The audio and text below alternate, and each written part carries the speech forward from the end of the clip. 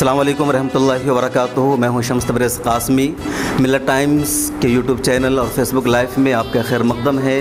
आज 15 अगस्त है। पूरा मुल्क 72वां यौम आज़ादी का जश्न मना रहा है। हिंदुस्तान की आज़ादी को 72 सालों का अरसा गुज़र चुका है। इस 72 सालों में हिंदुस्तान कहाँ पहुँचा है? क्या हिंदुस्तान की आज सूरत हाल वही है जो 1947 में और उससे कबल थी, या 72 सालों में हिंदुस्तान की तस्वीर बदली है, हिंदुस्तान की तकदीर बदली है? हिंदुस्तान को आज़ादी मिली, लेकिन किस चीज़ से आज़ादी मिली और किस चीज़ से आज़ादी नहीं मिली? क्या हिंदुस्तान की जो तक़सीम 1947 में हुई थी उस पर अब भी बहस की ज़रूरत है, और अगर है तो क्यों उसकी ज़रूरत है?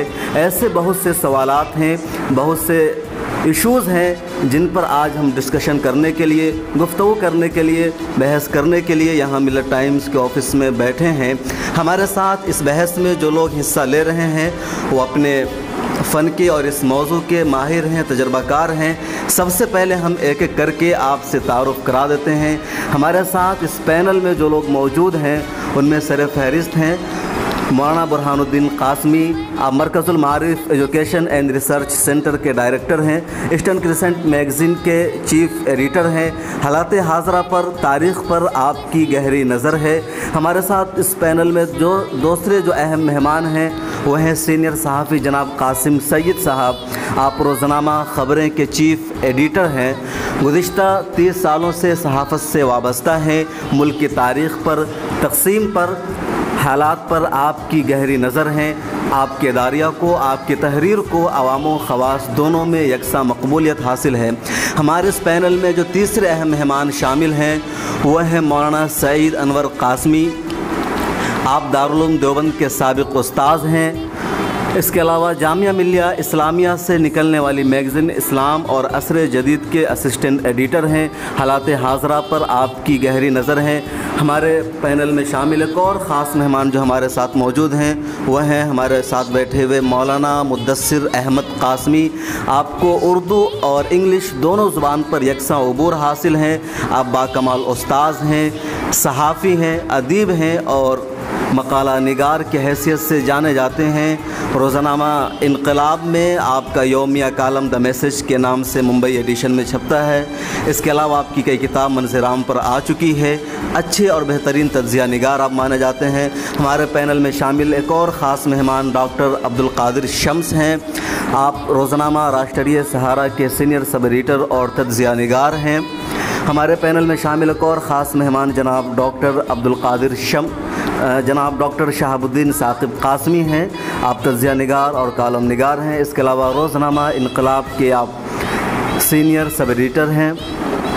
इसके अलावा हमारे पैनल में शामिल हैं मौलाना सखावत हुसैन कासमी, मौलाना हिफ्ज़ुर रहमान कासमी, मुफ्ती जावेद इकबाल कासमी, मौलाना शकीलुर रहमान, मुफ्ती सलमान दानिश,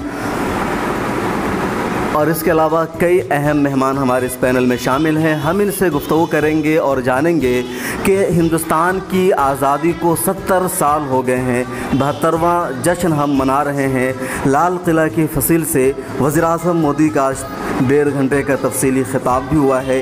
क्या हिंदुस्तान की तस्वीर वही है जो 1947 में थी या बदली है? हिंदुस्तान आज़ाद हुआ तो यहाँ के आवाम को क्या मिला? मुसलमानों को क्या मिला? दलितों को क्या मिला?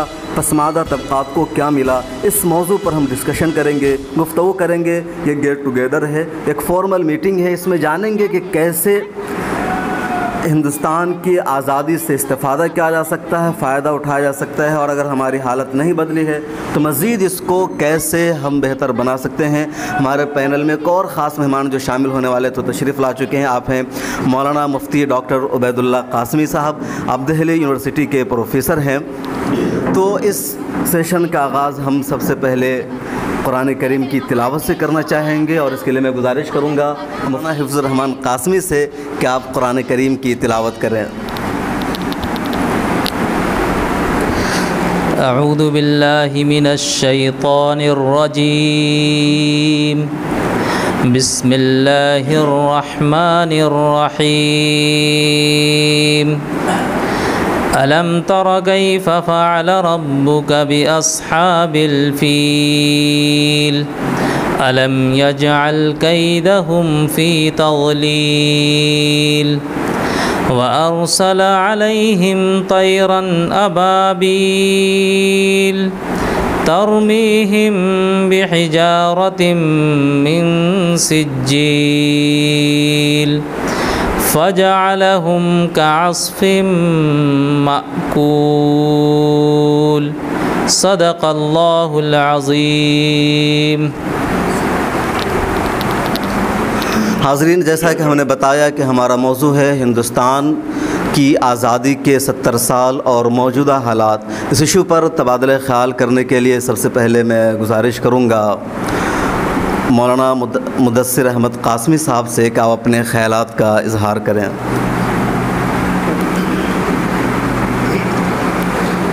बिस्मिल्लाहिर्रहमानिर्रहीम। मैं सबसे पहले तमाम हज़रात को यौम आज़ादी की मुबारकबाद पेश करता हूँ और मिल्लत टाइम्स के तवस्सुत से तमाम हिंदुस्तानियों को भी यौम आज़ादी की मुबारकबाद पेश करता हूँ। दोस्तों, आज़ादी एक नेमत है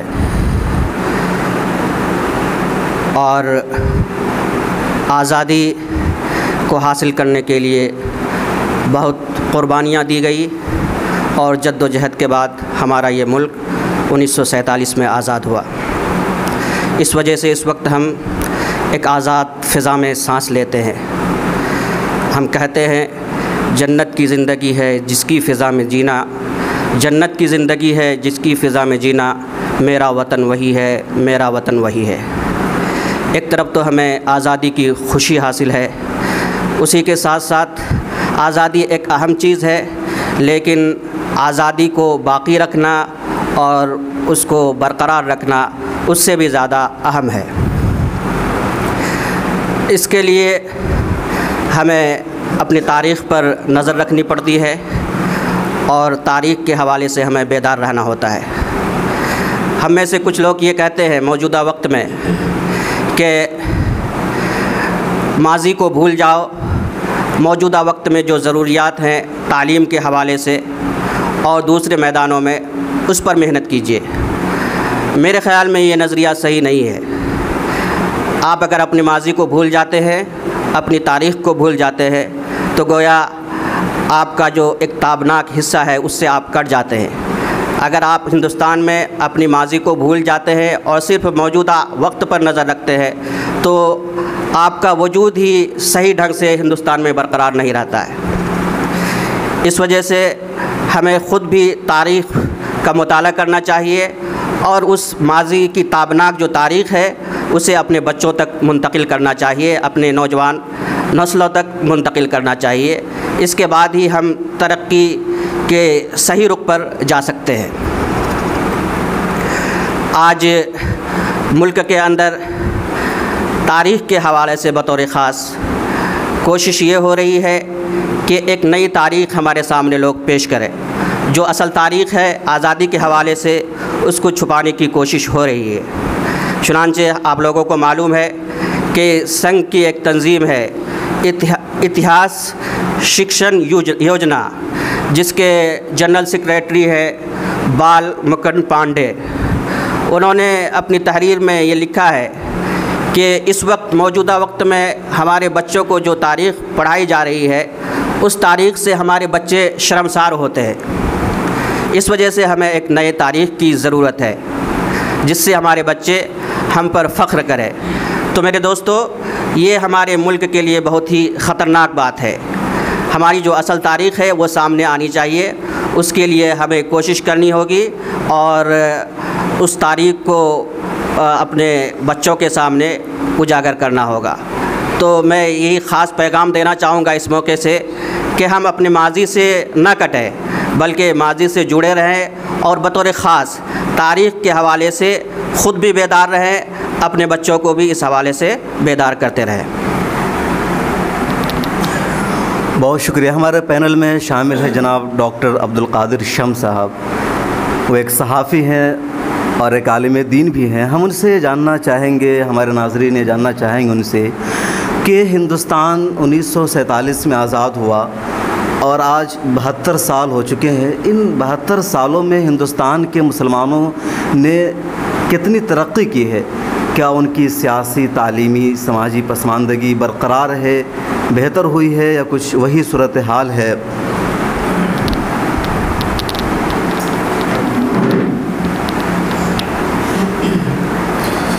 नाज़रीन, सबसे पहले मैं मिल्लत टाइम्स के तमाम ज़िम्मेदारों को मुबारकबाद देता हूँ कि आज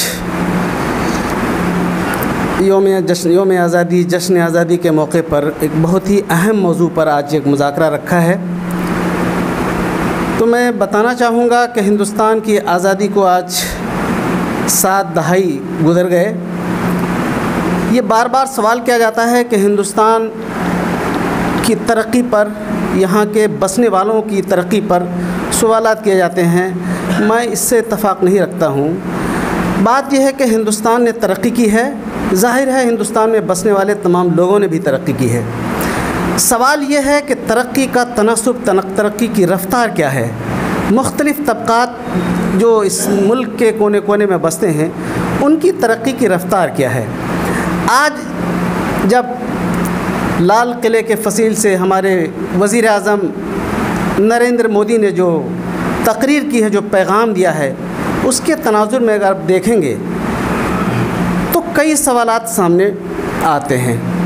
वो ये कि बार बार हुक्मरान जमात या हमारे वज़ीर आज़म ये कहते हैं कि 70 साल हो गए और ज़्यादातर जो अहद रहा है वो कांग्रेस का रहा है, उसने इस मुल्क के लिए कुछ नहीं किया। ये बार बार इल्ज़ाम लगाया जाता है, जबकि ये बात सही नहीं है। ये मुल्क जब आज़ाद हुआ था तो उसकी हैसियत क्या थी, और तकनीक के एतबार से हिंदुस्तान की मुख्तलिफ़ मैदानों में जो तरक्की हुई है, उसके एतबार से आप जब उसका तज्ज़िया करेंगे तो आपको अंदाज़ा होगा कि हमारे मुल्क ने बहुत तरक्की की है। लेकिन ये सियासी जो कशमकश है, जो मुख्तलिफ़ जमात और मुख्तलिफ़ सियासी लीडरों के दरमियान जो कशमकश है, जो अलग अलग इल्ज़ामात हैं और उसके जवाबी इल्ज़ामात हैं, इससे हटकर हमें देखने की बात यह है कि हिंदुस्तान के मुख्तलिफ़ तबक़ात के साथ साथ मुसलमानों ने जो तरक्की की है और किस शोबे में उनकी तरक्की रुकी हुई है या उनको वो मौक़े दस्तयाब नहीं हैं, उसको कैसे हम हासिल कर सकें। इसके लिए पूरे मुल्क के ज़िम्मेदारों, मुल्क के सियासतदानों, यहाँ के ब्यूरोक्रेट्स, यहाँ के सहाफ़ियों और इस मुल्क के तमाम सरबराहदा लोगों को बहुत ही संजीदगी से गौर करना होगा कि हमारा मुल्क तरक्की करे, इस मुल्क के रहने वाले तमाम तबक़ात तरक्की करें।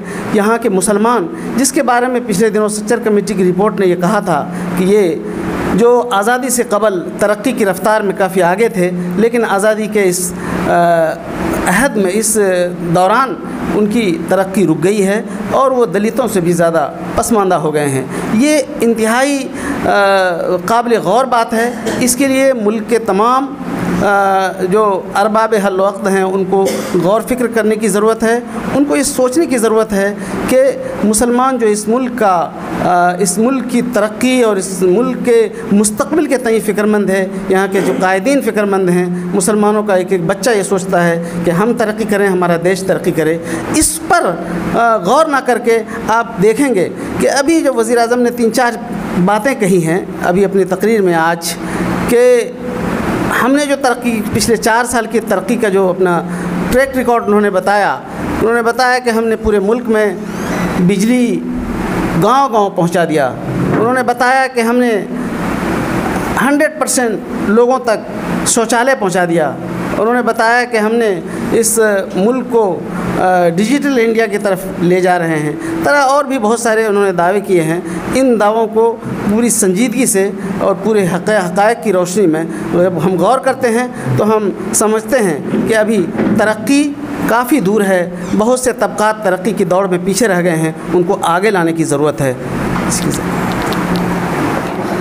हमारे इस पैनल में शामिल एक और ख़ास मेहमान है मौलाना सिकंदर आज़म साहब। मैं उनसे चाहूँगा कि आप इस उन्वान पर अपना इज़हार ख़याल करें। सबसे पहले तो हम तमाम जो सामीन यहाँ बैठे हुए हैं उनको इंडिपेंडेंस डे की मुबारकबाद पेश करता हूँ, और जो हज़रात फेसबुक पर लाइव सुन रहे हैं उनको भी मुबारकबाद पेश करता हूँ। एक करेक्शन करना चाहूँगा यहाँ पर कि हमारा मुल्क 71 ईयर कंप्लीट किया है और 72 में हम दाखिल हुए हैं। हम यहाँ पर डिस्कस ये कर रहे हैं कि पिछले 70 सालों में या 71 ईयर्स में हम लोगों ने क्या हासिल किया।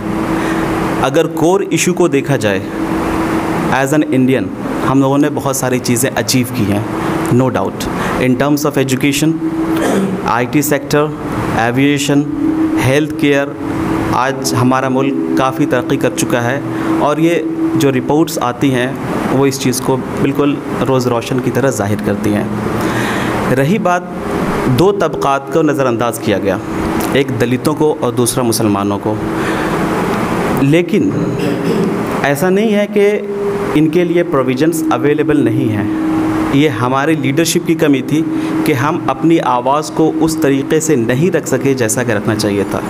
आज़ादी के फ़ौरन बाद जब जवाहरलाल नेहरू इस मुल्क के प्राइम मिनिस्टर बने और कांग्रेस की जो हुकूमत रही हिंदुस्तान में, तो कोऑर्डिनेशन इतना अच्छा हुआ करता था कि इन चीज़ों की ज़रूरत नहीं पड़ी। रीजनल पार्टियां इतनी स्ट्रॉन्ग नहीं थी।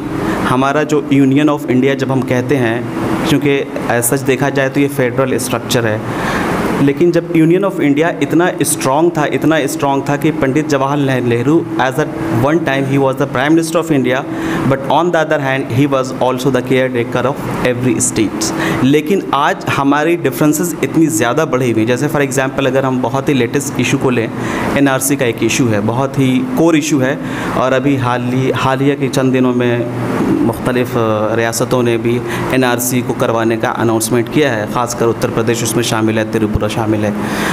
तो ये इस वजह से हुआ कि सेंटर और स्टेट की आपस में अनबन बहुत ज़्यादा है।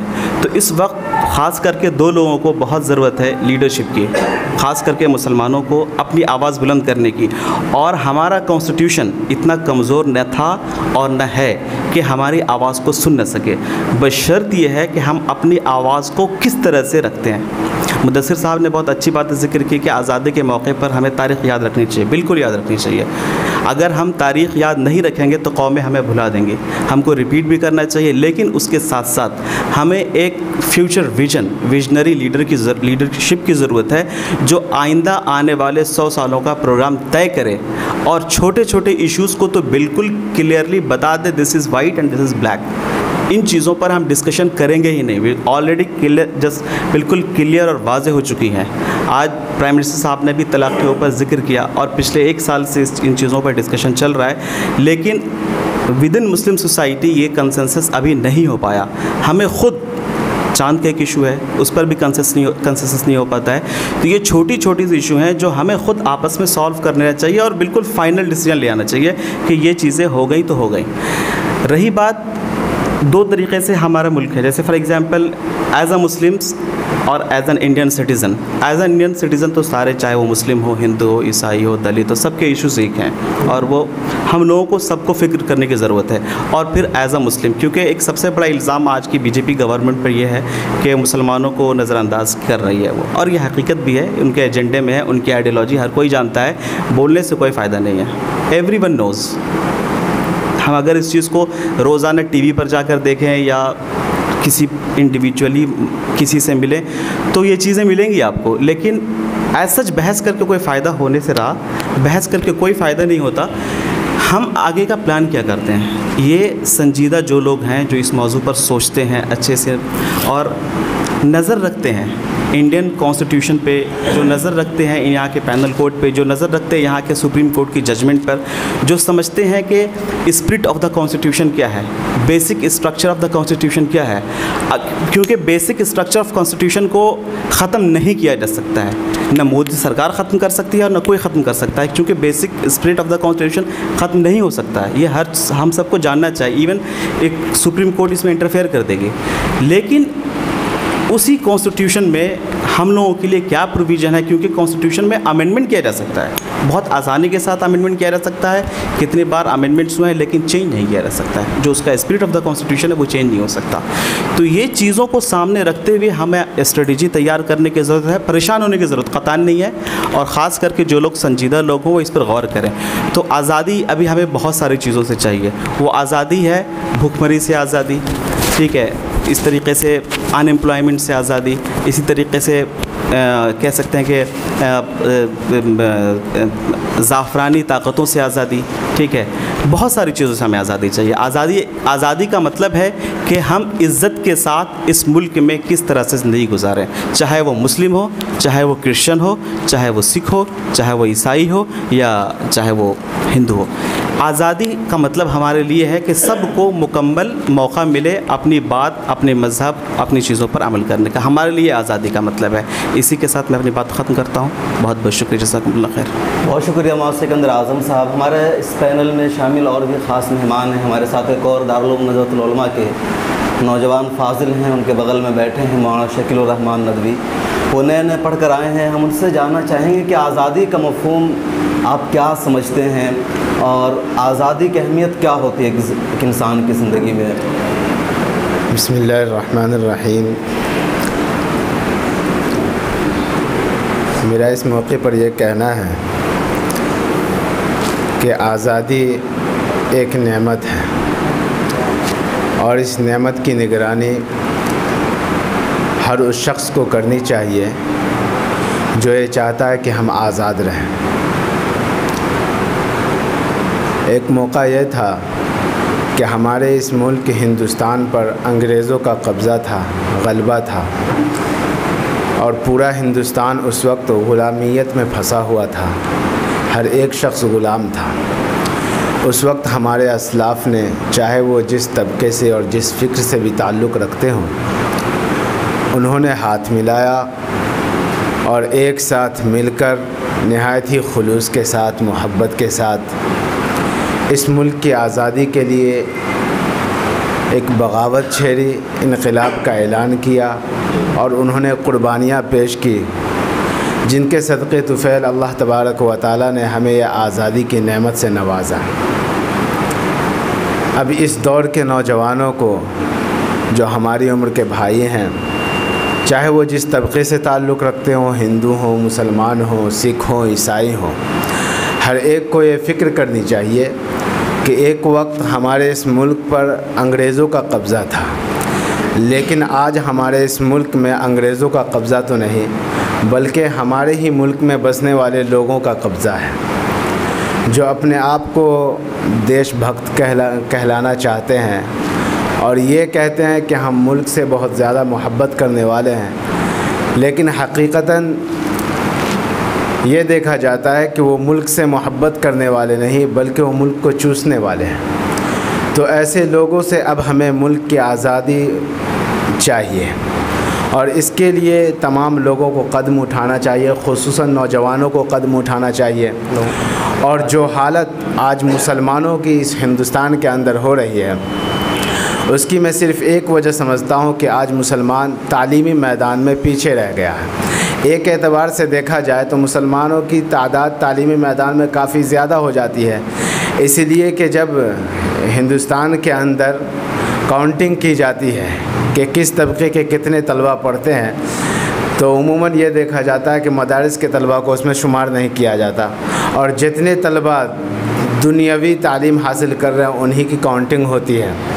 तो अगर मदारिस के तलबा को शुमार किया जाए तो ज़ाहिर सी बात है कि हमारी तादाद ज़्यादा हो जाएगी, लेकिन दुनियावी लाइन की तालीम जो है उसमें हमारे मुसलमान बच्चे जो हैं वो बहुत ही कम हैं, और जो हैं भी तो वो भी मेहनत से नहीं मेहनत से पढ़ रहे हैं। तो हमारे ज़िम्मेदारों को, जो ये कहते हैं कि हम उम्मत मुस्लिमा के रहबर हैं, ज़िम्मेदार हैं और तरह तरह का मशवरा देते रहते हैं, उनको ये चाहिए कि जब आप मशवरा देने की ज़िम्मेदारी संभाले हुए हैं तो एक ज़िम्मेदारी और संभालिए कि आप अपने तबके से इंटेलिजेंस लड़कों को तैयार कीजिए, जो अगर डॉक्टर हो तो बहुत ही बड़ा डॉक्टर हो, साइंसदान हो तो बहुत ही बड़ा साइंसदान हो, इंजीनियर हो तो आला किस्म का इंजीनियर हो। ऐसे तलबा को तैयार किया जाए और तालीमी मैदान में आगे बढ़ाया जाए, तब ये होगा कि इस तालीम के ज़रिए मुल्क के अंदर हमारा दबदबा बढ़ेगा। और ऐसे लोग जो आज हमको निगलेक्ट कर रहे हैं और ये कह रहे हैं कि मुसलमानों का कोई हिस्सा नहीं, ऐसे लोगों की ज़ुबान बंद होगी और ऐसे लोगों से हमारा मुल्क आज़ाद होगा। शुक्रिया। बहुत शुक्रिया शकीलुर रहमान नदवी साहब। हमारे साथ हमारे पैनल में मौजूद हैं मारूफ सहाफ़ी तज़्ज़िया निगार जनाब डॉक्टर शहाबुद्दीन साकिब कासमी साहब। डॉक्टर साहब, आपको पता है कि एक तरफ ये बात सच है कि मुसलमान सबसे ज़्यादा जश्न आज़ादी की तक़रीब करते हैं या वतन से मोहब्बत करते हैं। जितनी भी आज़ाद लड़ाई की तारीख़ है, जंगों की, हर जगह मुसलमानों की जैसे कुर्बानी मिली, लेकिन मौजूदा या गुज़िश्ता चंद सालों से मुसलमानों से हुब्बुल वतनी का सर्टिफ़िकेट मांगा जाता है। उत्तर प्रदेश में मदारिस को सर्कुलर जारी किया गया, अभी मध्य प्रदेश में जारी किया गया। तो इन सब के पीछे मकसद क्या है? और ऐसे मौके पर अगर हुकूमत मुतालबा करती है कि मुसलमान अपनी हुब्बुल वतनी साबित करें, वो वीडियोग्राफी करें, फ़ोटोज़ लें, तो क्या करना चाहिए? बहुत अहम सवाल है ये, लेकिन यह है कि ये सिर्फ़ एक सियासत का हिस्सा है। अगर सियासत से चीज़ को निकाल दे तो मुसलमानों को अपनी मोहब्बत मुल्क से साबित करने की ज़रूरत नहीं है, इसलिए कि पूरी तारीख़ मौजूद है कि मुसलमानों ने किस जज्बे से और कितनी मेहनत लगन से इस मुल्क की आज़ादी में हिस्सा लिया। ये सिर्फ़ सियासत है और वोट बैंकिंग है कि मुसलमान झंडा नहीं फहराते। मुसलमान मदारिस में हम देखते हैं बचपन से कि तकरीब जो है आज़ादी की, जश्न आज़ादी की, यौम जमहूरिया की, ये मुनक़िद होती रही है, हमेशा होती रही है। लेकिन सिर्फ़ एक पार्टी और ये कह सकते हैं कि फ़िरका परस्त लोगों को एक तरफ करने के लिए ये शोशा छोड़ा गया कि मुसलमान जो हैं वो आज़ादी में हिस्सा नहीं लेते हैं और आज़ादी की तकरीब नहीं मनाते हैं, खुशियाँ नहीं मनाते हैं। और इस तरीके से जो है पोलराइज़ करने के लिए, एक किस्म के वोटरों को अपनी तरफ खींचने के लिए उन्होंने ये सोचा छोड़ा है, जिसे सब लोग समझते हैं, हमारे बिरादर वतन भी समझते हैं, जो सेकुलर लोग हैं, जो आज भी जद्दोजहद कर रहे हैं इन ताकतों के ख़िलाफ़ लड़ने के लिए और लड़ रहे हैं, वो इस बात को समझते हैं कि वो जो भी हुकूमतें ऐसा कर रही हैं, चाहे वो यूपी की हों या जहाँ की भी हों, वो उनकी नीयत को वो समझते हैं और उनके ख़िलाफ़ बोलते रहते हैं। तो इससे बहुत ज़्यादा मतलब एग्रेसिव होने की ज़रूरत नहीं है, मुश्तिल होने की ज़रूरत नहीं है। उनका वो काम है, वो करें। मुसलमान हमेशा से मनाते आ रहे हैं और मना रहे हैं, उनके कहने वो कहें ना कहें, लेकिन यह है कि मुसलमानों ने हमेशा से जंग आज़ादी की तकरीब में, और वो उसको हटा भी नहीं सकते हैं, कितनी तब्दीलियाँ कर रहे हैं वो अपने हिसाब से, चूँकि उनको आगे उनकी नज़र कुर्सी पे है, तो उस हिसाब से वो उनकी जो कोशिशें हैं हर वो कर रहे हैं, वो हर एतबार से, मीडिया के तवस्सुत से और किताबों में के निसाब में तब्दीली करके, सियासत में, और ये जो अभी हालात इस वक्त मुल्क के चल रहे हैं उस तरीके से अक़लियतों पे, दलितों पे जो आप मसाइल इस वक्त हैं हिंदुस्तान में, उन सब के ज़रिए जो है खौफज़दा करके वो अपने वोटरों को एक तरफ तो कर रहे हैं वो, लेकिन वो उसमें बहुत ज़्यादा कामयाब नहीं होंगे इंशाअल्लाह, इसलिए कि हालात हैं और हालात यकसा नहीं होते हैं, बदलते रहते हैं। बहुत जल्द इंशाअल्लाह बदल भी जाएंगे। तो ज़रूरी नहीं है कि जो ताकतें इस वक्त बहुत ज़्यादा मजबूती का दावा कर रही हैं वो उनके कागज़ी दस्तावेज़ एक तरफ हैं, ज़मीनी हकीकतें कुछ एक तरफ हैं, चाहे हमारे पीएम हों या जो भी गवर्नमेंट से वाबस्ता लोग हैं, उनके जो दावे हैं वो एक तरफ, और जो ज़मीनी हकीकत है उसे सब लोग देखते हैं। तो ये हालात इंशाअल्लाह बदलेंगे और बहुत जल्द बदलेंगे, इससे घबराने और मायूस होने की ज़रूरत नहीं है। बहुत शुक्रिया। यहाँ पर मौलाना बुरहानुद्दीन साहब कासमी मौजूद हैं, मारूफ दानिश्वर हैं उलमा तबके में ख़ास तौर पर। तो हम हज़रत आपसे जानना चाहें कि जो अहले मदारिस से कहा जाता है कि आप वीडियोग्राफी कीजिए, जश्न आज़ादी की तकरीब कीजिए, तो कभी कभी हमारे मदरसे वाले कहते हैं कि हम तो करते ही आ रहे हैं, हमें क्यों करने को कहा जा रहा है। कुछ लोग इस ज़िद में कभी करने से इनकार भी कर देते हैं, इस तरह का क्वेश्चन उठाते हैं। तो ऐसे मौके पर क्या करना चाहिए मदारिस वालों को? मुकम्मल ईमानदारी के साथ करके सबूत पेश कर देना चाहिए, हस्ब रिवायत जो अपना करते आए करना चाहिए, उन्हें इससे एतराज़ करना चाहिए सबूत पेश करने से? और रहमतुल्लाहि व बरकातुहू। सबसे पहले तमाम हिंदुस्तानियों को और पूरी दुनिया में जहाँ भी हिंदुस्तानी रहते हैं उन सब को हिंदुस्तान के यौम आज़ादी की मुबारकबाद पेश करता हूँ। उसके बाद मिल्लत टाइम के team, Markazul Maarif education and research centre के मुंबई के टीम को भी मुबारकबाद पेश करता हूँ कि आपने आज इस अहम मौजू पर इस प्रोग्राम का इनेकाद किया है। उसके साथ साथ जो आपने सवाल पूछा है, सवाल का मुख्तसर जवाब ये है कि माँ को नानिहाल का रास्ता माँ को नानिहाल का रास्ता दिखाया जा रहा है। तो माँ को नानिहाल के रास्ता दिखाने की ज़रूरत नहीं होती है। ये कोई बेवकूफ़ी होता है जो माँ को बताता है कि नानिहाल कहाँ है। हिंदुस्तान की तारीख़, आज़ाद हिंदुस्तान की और आज़ादी के जंग आज़ादी की जो तारीख़ है वो 190 साल की है। 1757 में पलासी से लेकर के 1947 15 अगस्त, ये एग्जैक्टली दरमियान में 1857 और उसके बाद 17 के सारे हैदर अली से लेकर के टीपू सुल्तान से लेकर के तमाम चीज़ों को लेकर के मुकम्मल 190 साल मुसलमानों ने हिंदुस्तान की आज़ादी के लिए लड़ाई लड़ी है। अंग्रेज़ के यहाँ आने के बाद हिंदुस्तान के मुसलमान कभी भी सुकून से बैठा नहीं है। उसने हर वक्त, हर घड़ी, हर लम्हा उस मुल्क की आज़ादी के लड़ता रहा है। इसमें हज़ारों, लाखों, करोड़ों की तादाद में उसने कुर्बानियाँ पेश की हैं। इसलिए जो बात मौलाना मुद्दसिर साहब ने अपने शुरुआती कलिमात में कहा है कि तारीख़ की तरफ नज़र होनी चाहिए। तारीख़ चूँकि आयना है, तारीख़, हिस्ट्री इज़ मिरर, और तारीख़ को तमाम बहादुर कौमें एक तारीख़ के तौर पर ही पढ़ाती है। तारीख़ में अगर कोई बात आपको अच्छी नहीं लगती है फिर भी उसको पढ़ाना चाहिए, पढ़ाई जाती है, उसी के नाम ही तारीख़ है। अगर इसको नहीं पढ़ा रहे हो, इसको आपने अगर अपने मन मुआफ़िक और आपके अपने चॉइस के हिसाब से उसको आपने तब्दीली कर दिया, फिर वो हिस्ट्री नहीं रहती है, वो हिपोक्रेसी हो जाती है। वो फिर हिस्ट्री नहीं होती, वो फ़िक्शन होता है, वो अफसाना होता है। तो अफसाने का नाम तारीख़ नहीं है। जो कौमें तारीख़ को अफसाना में तब्दील कर देती है वो हमेशा तारीख़ में बुज़दिल कौमें रही है। बहादुर कौमें अपनी तारीख़ को बदलती नहीं है। कभी अगर उसने शिकस्त खाई है तो बताती है कि हमने इस मैदान में इन वजूहात की वजह से शिकस्त खाए थे। ये बहादुर कौमों की अलामतें हैं। कोई भी बहादुर कौमें तारीख़ को बदलने की कोशिश नहीं करती है। जो कौम या जो लोग भी आज हिंदुस्तान में तारीख़ को अपने बच्चों के पसंद के मुआफ़िक बनाना चाहते हैं, वो अपने साथ, अपने बच्चों के साथ, इस मुल्क के साथ गद्दारी कर रहे हैं। तारीख़ जैसे अहम सब्जेक्ट के साथ नाइंसाफ़ी कर रहे हैं। उनको ऐसा नहीं करना चाहिए। और आज के हिंदुस्तान के नौजवानों को इस बात को इंश्योर करना चाहिए कि आपको इस तारीख़ के हर सफ़ा, हर चैप्टर के बारे में वाक़फ़ियत होनी चाहिए। मौजूद है, ऐसा नहीं है कि ये चीज़ें लिखी नहीं गई है, ये तमाम चीज़ें लिखी गई है। मैं ख़ुद गुज़श्ता 25 साल से इस मौजू पे लिख रहा हूँ। इन हिंदुस्तान के first United war of independence, जिसको 1857 के वार से जाना जाता है, रिवोल्ट के नाम से जाना जाता है, रेबिलियन के नाम से जाना जाता है, उसके सिर्फ उस तारीख़ को पढ़ लीजिए क्योंकि ये दरमियान में है। ये आगे उसने 1757 से लेकर के 1857 यहाँ 100 साल है, और बाद में 1857 से लेकर के 1947 तक यहाँ 90 ईयर्स है, 90 साल है।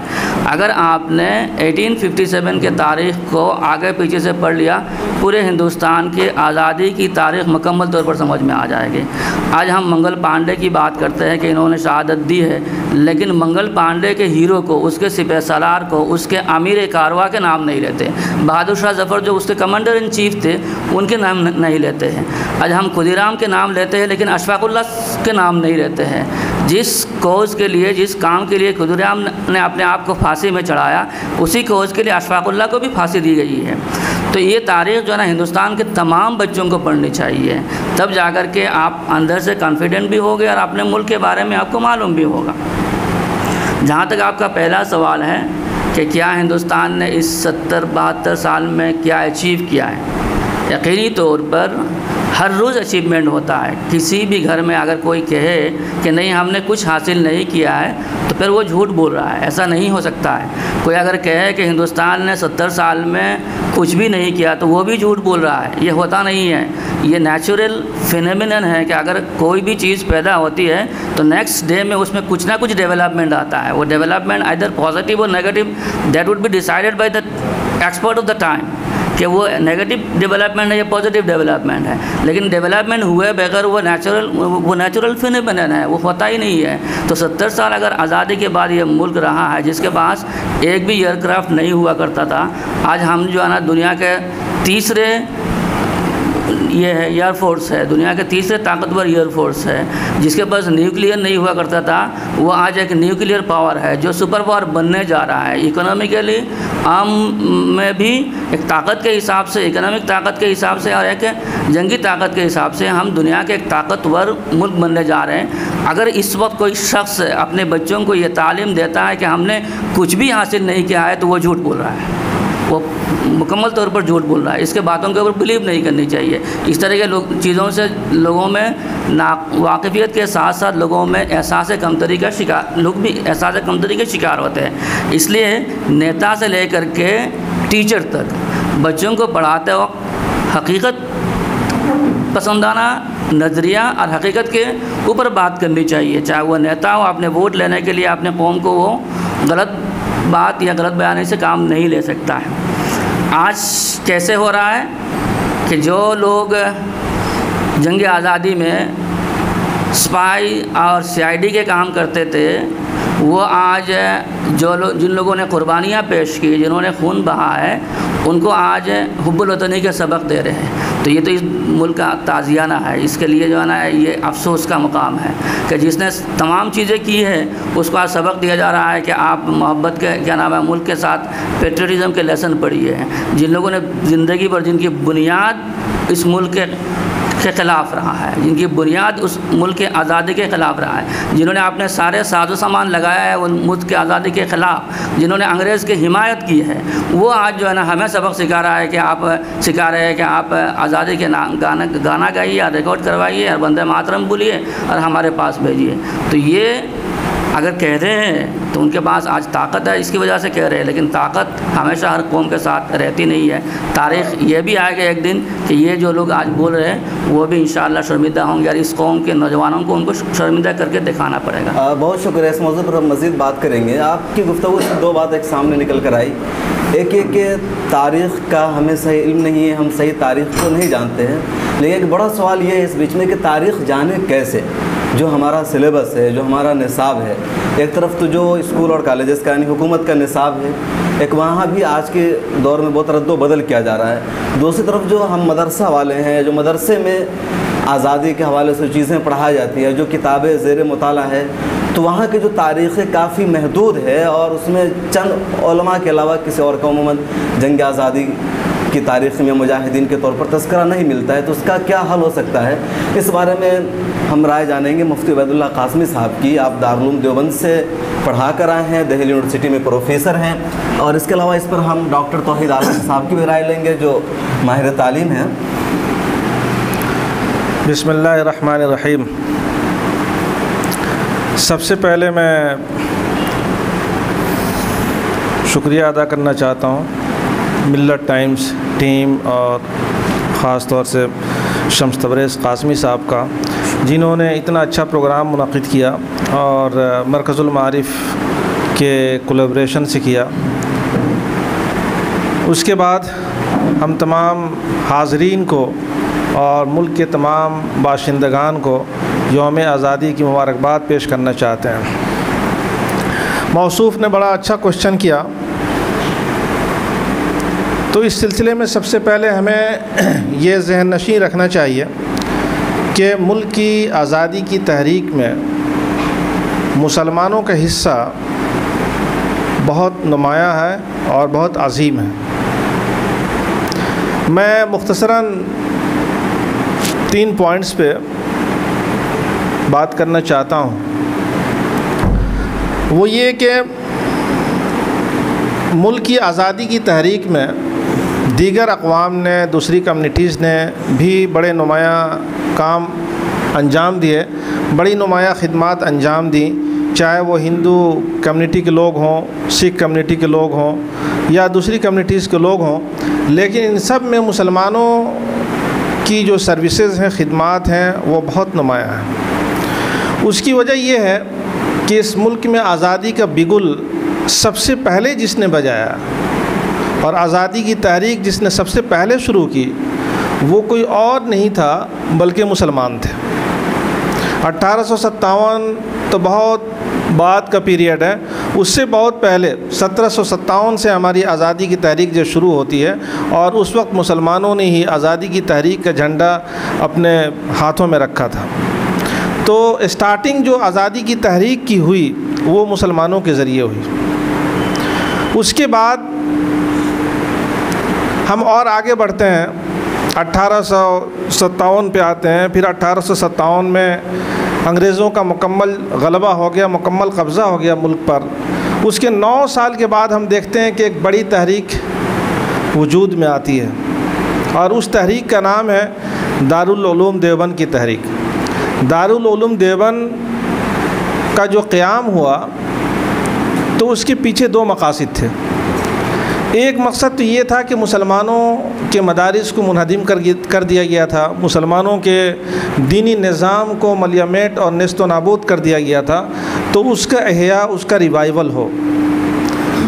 और मकसद ये था कि मुसलमानों के दरमियान दीन की तालीम और दीनी मालूमात की नशर व इशाअत की जाए। दूसरा मकसद जो है दारुल उलूम देवबंद के क़याम का ये था कि मुल्क को अंग्रेज़ों से आज़ाद कराया जाए, अंग्रेज़ों से पाक किया जाए।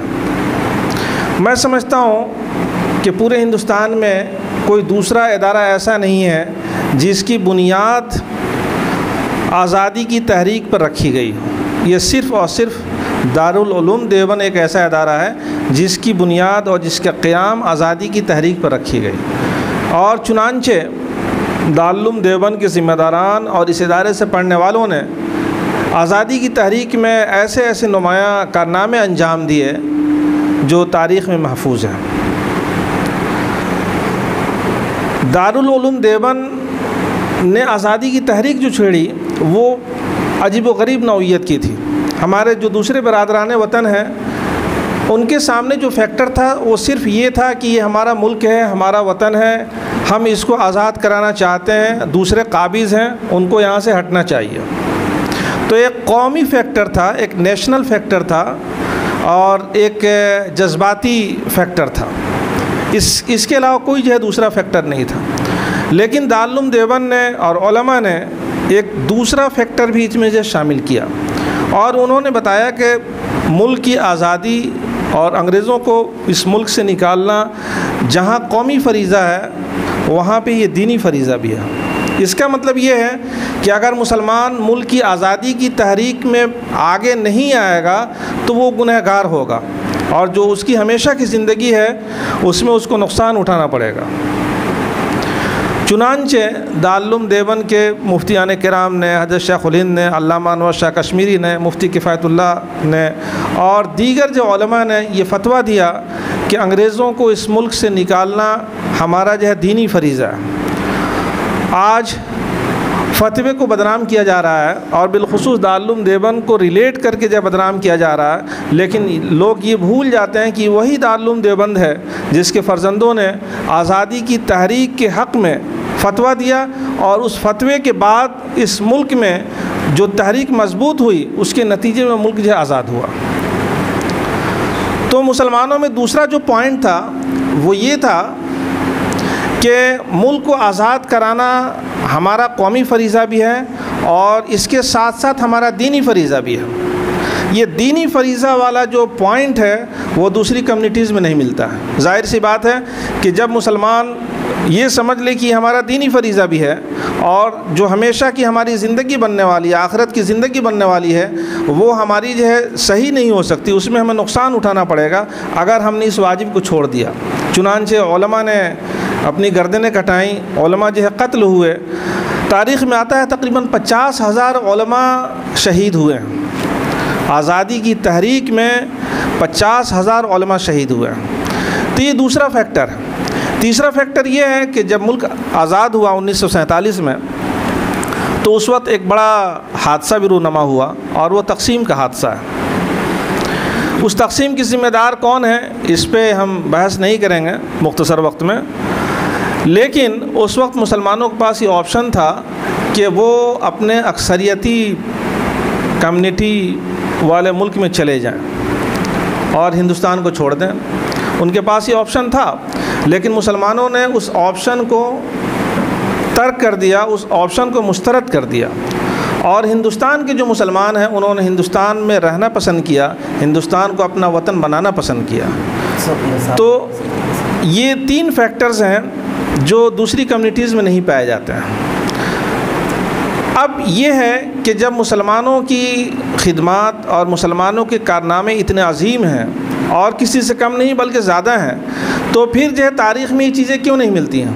हम जो है स्कूल और कॉलेजेस के सिलेबस में देखते हैं कि ये सारी चीज़ें नहीं मिलती हैं। मुसलमानों को जो फ्रीडम फाइटर्स है उसमें से सिर्फ 2-3 लोगों का नाम मिलता है। मौलाना अबुल कलाम आज़ाद का नाम एक नुमाया जो रहता है, उसके अलावा जो दीगर फ्रीडम फाइटर्स हैं उनका नाम नहीं मिलता है। तो इसकी वजह ये है कि हमने खुद जो है तवज्जो नहीं की और हमने ये समझा कि हम तो इस मुल्क के मेमार रहे ही हैं, हमने तो हमने आज़ाद कराया ही है, इसलिए हमें कौन नज़रअंदाज कर सकता है। अगर हमारा नाम किताबों में नहीं भी आया, जब भी कोई बात नहीं, लोग हमें जानते हैं कि हमने जो आज़ादी की लड़ाई लड़ी है। ये सोच कर जो हमसे जो कोताही हुई, इसलिए अब इस कोताही का मुदावा ये है और इसकी तलाफ़ी इसमें हो सकती है कि अब हम बेदार हो जाएं और अपनी तारीख़ को अपनी नई जनरेशन तक पहुंचाएं और अपने अंदर जो इसको शेयर करें।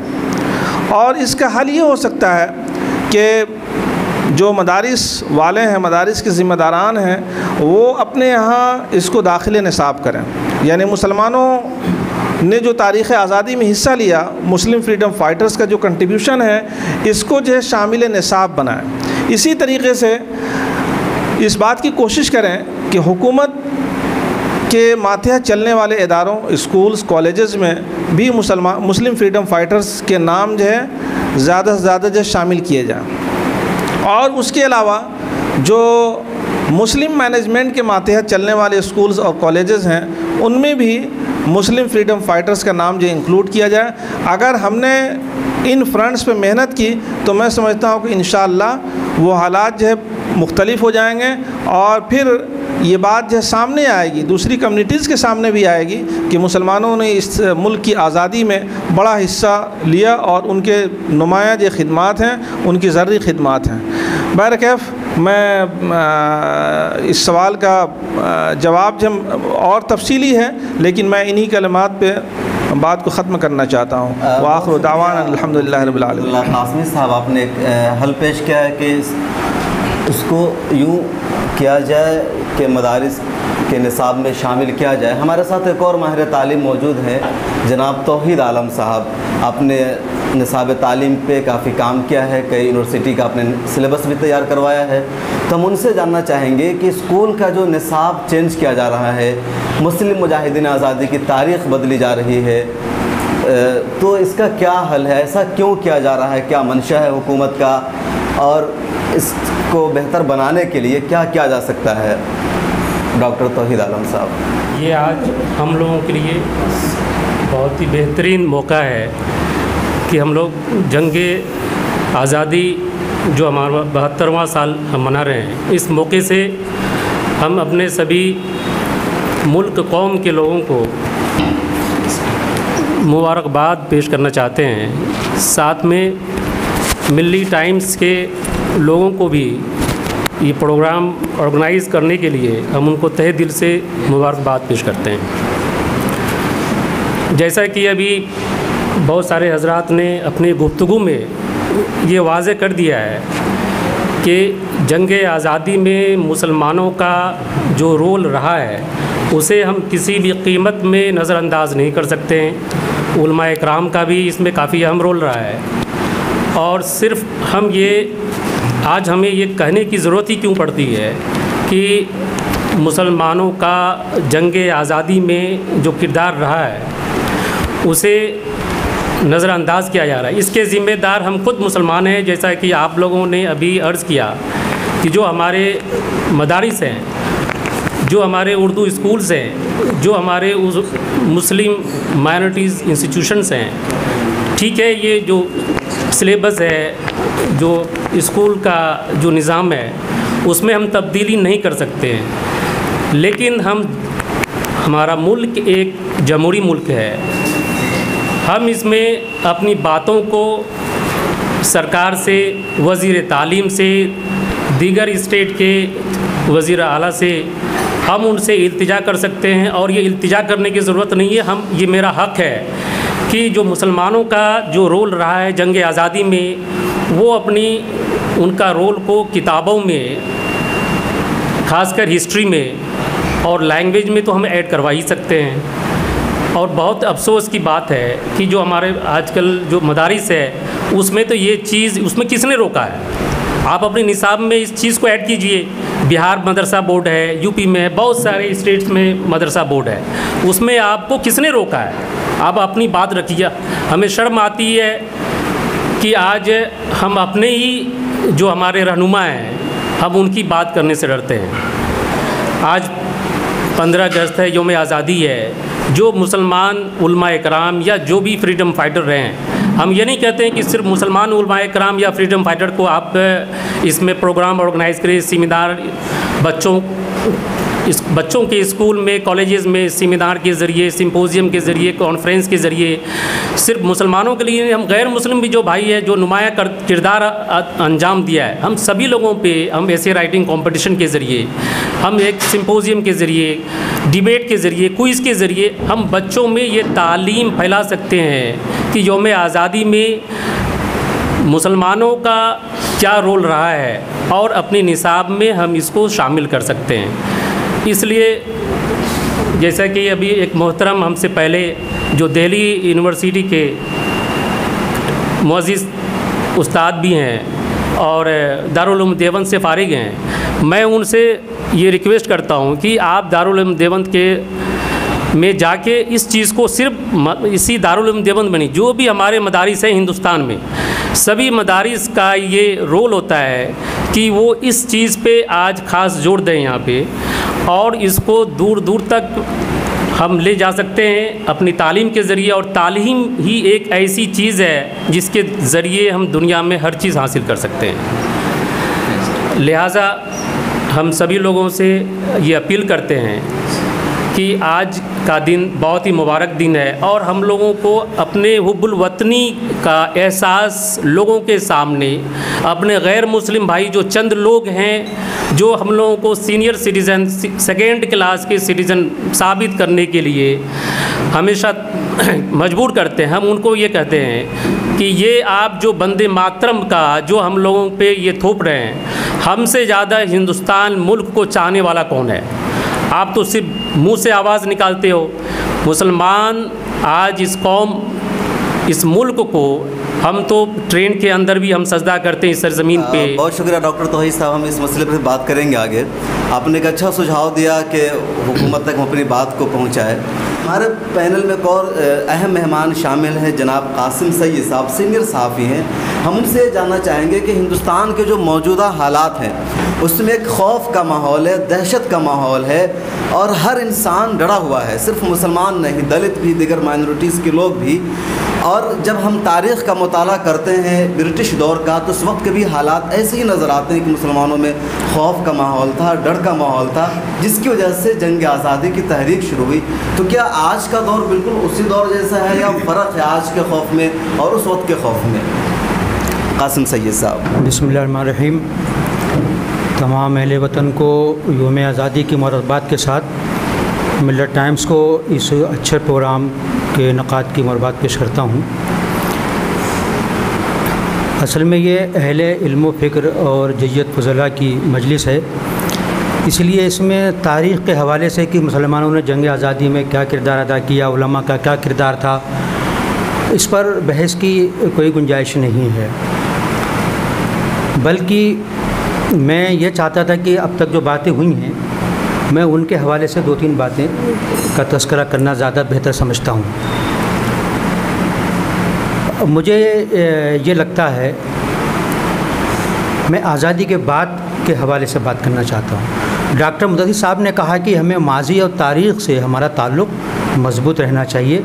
मैं उनकी इस बात से इत्तेफाक रखता हूँ, लेकिन माजी का बोझ अगर हम पीठ पर लाद कर आगे चलेंगे तो हम अपने हाल और अपने मुस्तक़बिल को बेहतर नहीं बना सकते। माजी की वो बातें जो हमारे रास्तों को रोशन कर सकती हैं उनको हम ज़रूर साथ लेकर चलें, लेकिन माजी की तकलीफ़देह यादों को अपने साथ नहीं रखना चाहिए। जहाँ तक तारीख़ का मामला है, अपनी तारीख़ से आगही हर इंसान का और हर उस कम्युनिटी का फ़र्ज़ है जो उसकी तारीख़ रही है उसे आगही। लेकिन हमारी बदकिस्मती ये है कि हम अपनी तमाम ज़िम्मेदारियाँ हुकूमत के हवाले कर देते हैं कि ये काम हुकूमत को करना चाहिए, हुकूमत की ये गलती रही है, हुकूमत ने हमारे साथ ये जुल्म किया है, अगर हुकूमत ऐसा करती तो ऐसा हो जाता।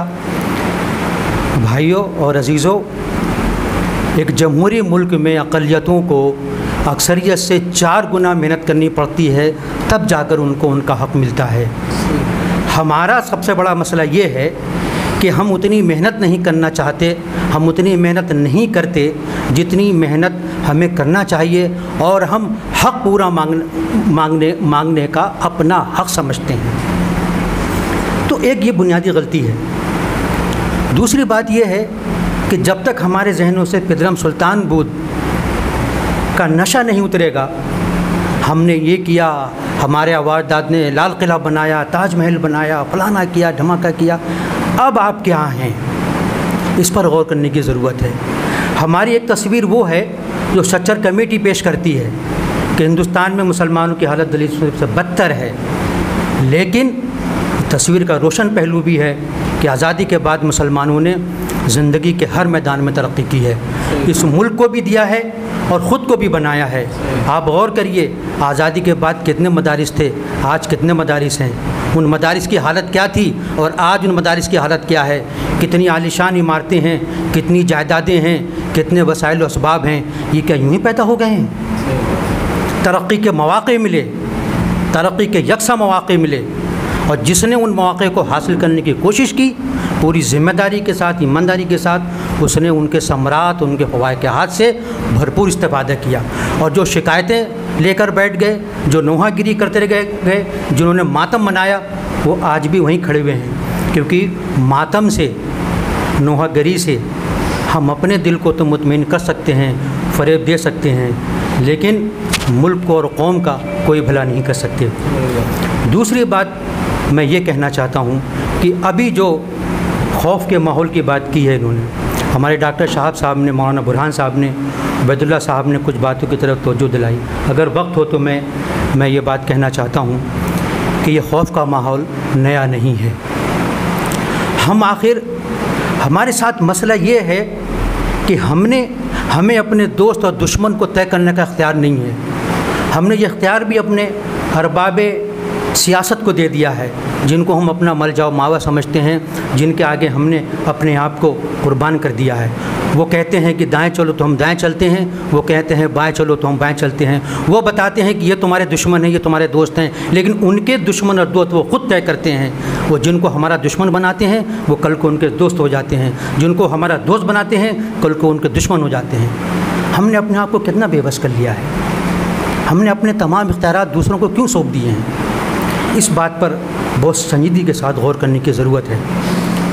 आज़ादी के बाद मौलाना अबुल कलाम आज़ाद ने ग़ालिबन 1952 या 53 में लखनऊ में जो इजलास हुआ था, वो तारीख़ हो सकता है, सन मुझे याद ना हो, इसमें उन्होंने एक मशवरा दिया था कि मुसलमान अपनी कोई सियासी पार्टी ना बनाएं, मुसलमान अपने आप को, उनके कहने का मतलब ये था कि कांग्रेस के हवाले कर दें।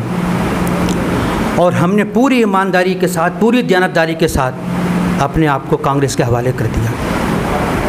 70 साल तक कांग्रेस के हवाले किया है, और आज हमको ये लगता है कि हमारे जो मसाइल हैं वो किसी एक पार्टी के पैदा करता हैं, या मसाइल हुकूमत की महज 4 साल की तब्दीली की वजह से आज हम इन हालात से दो चार हैं। इन हालात को एक तसलसल के साथ पैदा किया गया था, और आज जो कुछ हो रहा है वो साबका हुकूमतों की पैदा की हुई नहीं हुई थी। क्या मदारिस को पहली बार नोटिस जारी किया गया है? आप भी क्यों भूलते हैं कि कांग्रेस के दौर हुकूमत में भी मध्य प्रदेश, राजस्थान की सरकारों ने मदारिस को नोटिस जारी किया था कि वो अपना झंडा लहराएं। अगर आपको तारीख़ याद हो तो हुकूमतों के बदलने से नज़रिया नहीं बदलता, हाथों के बदलने से तकदीरें नहीं बदलती, तरीक़ेकार में तब्दीली हो जाती है। सिर्फ तरीक़ेकार बदलता है, कोई प्यार से काटता है, कोई बेरहमी से काटता है। एक पार्टी हमें प्यार से हमारा गला दबाती थी, दूसरी पार्टी ज़रा ज़्यादा शफ़ाक़त से गला दबा रही है। हमारे जितने मसाइल इस वक्त हैं वो मसाइल आज पैदा नहीं हुए हैं। मसाइल का जननी कौन है, वो बच्चे किसने पैदा किए, हमें इस पर गौर करने की ज़रूरत है। एक और बात कि हमने हुकूमत और पार्टी में कभी फ़र्क नहीं किया। हुकूमत सबकी होती है, सरकार सबकी होती है। पार्टी से इख्तलाफ होना चाहिए, पार्टी से आप दुश्मनी या दोस्ती कर सकते हैं, लेकिन सरकार सबकी होती है। सरकार एक आइन की पाबंद है। वो आइन जो डॉक्टर अम्बेडकर ने दिया था और जो तो लाखों हिंदुस्तानियों के, मैं से मुसलमानों की बात नहीं कर रहा हूँ, लाखों हिंदुस्तानियों की कुर्बानियों के बाद वो आइन तैयार हुआ था, जिसके बारे में डॉक्टर साहब ने कहा और इन्होंने कहा, हमारे डॉक्टर साहब ने, कि आइन के बुनियादी ढांचे को नहीं बदला जा सकता। आज आइन के उस बुनियादी ढांचे पर हमला करने की कोशिश हो रही है। इसलिए कभी ये मत कहिए कि मुसलमान ख़तरे में है, कभी ये मत कहिए कि इस्लाम ख़तरे में है। कभी दीन बचाओ का नारा मत दीजिए, बल्कि देश बचाओ का नारा दीजिए, आइन बचाओ का नारा दीजिए। जब आइन बचेगा तो देश भी बचेगा और मुसलमान भी बचेगा। हम जिस आइन पर ईमान रखते हैं उसी आइन हमको कॉमन सिविल कोड की बात भी करता है। और हम जब भी कहते हैं कि हम आइन को मानते हैं तो हमें यह भी इन तमाम चीज़ों में तफरीक करनी पड़ेगी कि हम अपनी चॉइस के हिसाब से आइन को मानेंगे कि हम आइन की ये दफ़ा मानते हैं, ये दफ़ा नहीं मानते हैं। और आखिरी बात, मैं चूँकि यहाँ उलमा किराम की अक्सरियत है, मैं ये कहना चाहता हूँ कि वो मसाइल जो हमारे अपने पैदा करदा हैं, हम उनको तो कम से कम हल कर लें। हम एक ईद करने पर तो राज़ी हो नहीं सकते, इसमें तो हुकूमत का हाथ नहीं है। हर चीज़ के लिए, हर मसले के लिए हुकूमत को ज़िम्मेदार ठहराना ये ख़ुद फरेबी के सिवा और कुछ नहीं है। इसलिए अपने मसाइल के वो जो हमने पैदा किए हैं, हम उनके बारे में तो मैं तय कर दें। आज मुसलमानों को इत्तेहाद की ज़रूरत है, उन बुनियादों पर इत्तेहाद की ज़रूरत है जिनमें कम से कम इख्तलाफ हो।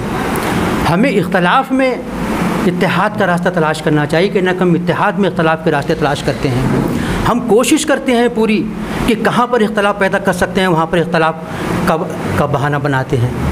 ये हमारे उलमा की सबसे ज़्यादा ज़िम्मेदारी है, इसलिए कि हिंदुस्तान में आज भी उलमा के ऊपर अवामुन्नास आँखें बंद करके अमल करते हैं, इसलिए उनकी दोहरी ज़िम्मेदारी हो जाती है। तो मेरी ये दरख्वास्त है कि हमारे उलमाए किराम उन बातों की तरफ तो जो ज़्यादा दिलाएं अपनी तक़रीरों में, अपनी तहरीरों में, जिनमें इत्तेहाद की बातें पैदा होती हो। और आखिरी बात और कि ये दौर मीडिया का दौर है।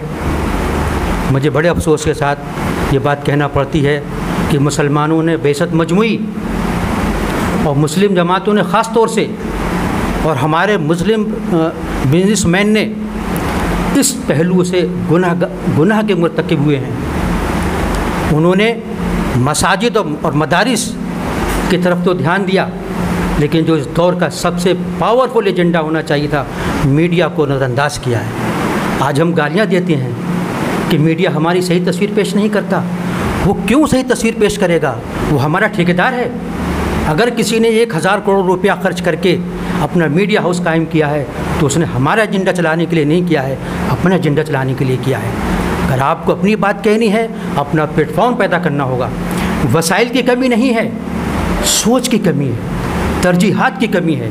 मैं ये नहीं कहता कि मसाजिद और मदारिस नहीं बनने चाहिए, खुदा करे आज जितने हैं कल उसके भी दुगने, उसके भी चौगुने हो जाएं।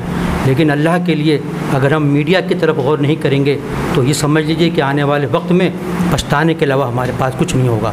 हमारे मसाइल में आग में घी डालने का काम मीडिया करता है। मीडिया इसलिए करता है कि उसको काम दिया गया है, और आने वाले वक्त में मीडिया और ज़्यादा पावरफुल होने होने वाला है, इस बात के खदशात मौजूद हैं। बावजूद इसके कि हुकूमत मीडिया को दबा रही है, लेकिन मीडिया की अपनी ताकत होती है, हालात बदलते रहते हैं, हालात से घबराना नहीं चाहिए। हमें यह खौफ नहीं दिलाना चाहिए कि हिंदुस्तान स्पेन बनने वाला है, हिंदुस्तान गरनाता बनने वाला है, हिंदुस्तान बगदाद बनने वाला है। जो लोग ऐसी बातें करते हैं वो बुज़दिली की बातें करते हैं।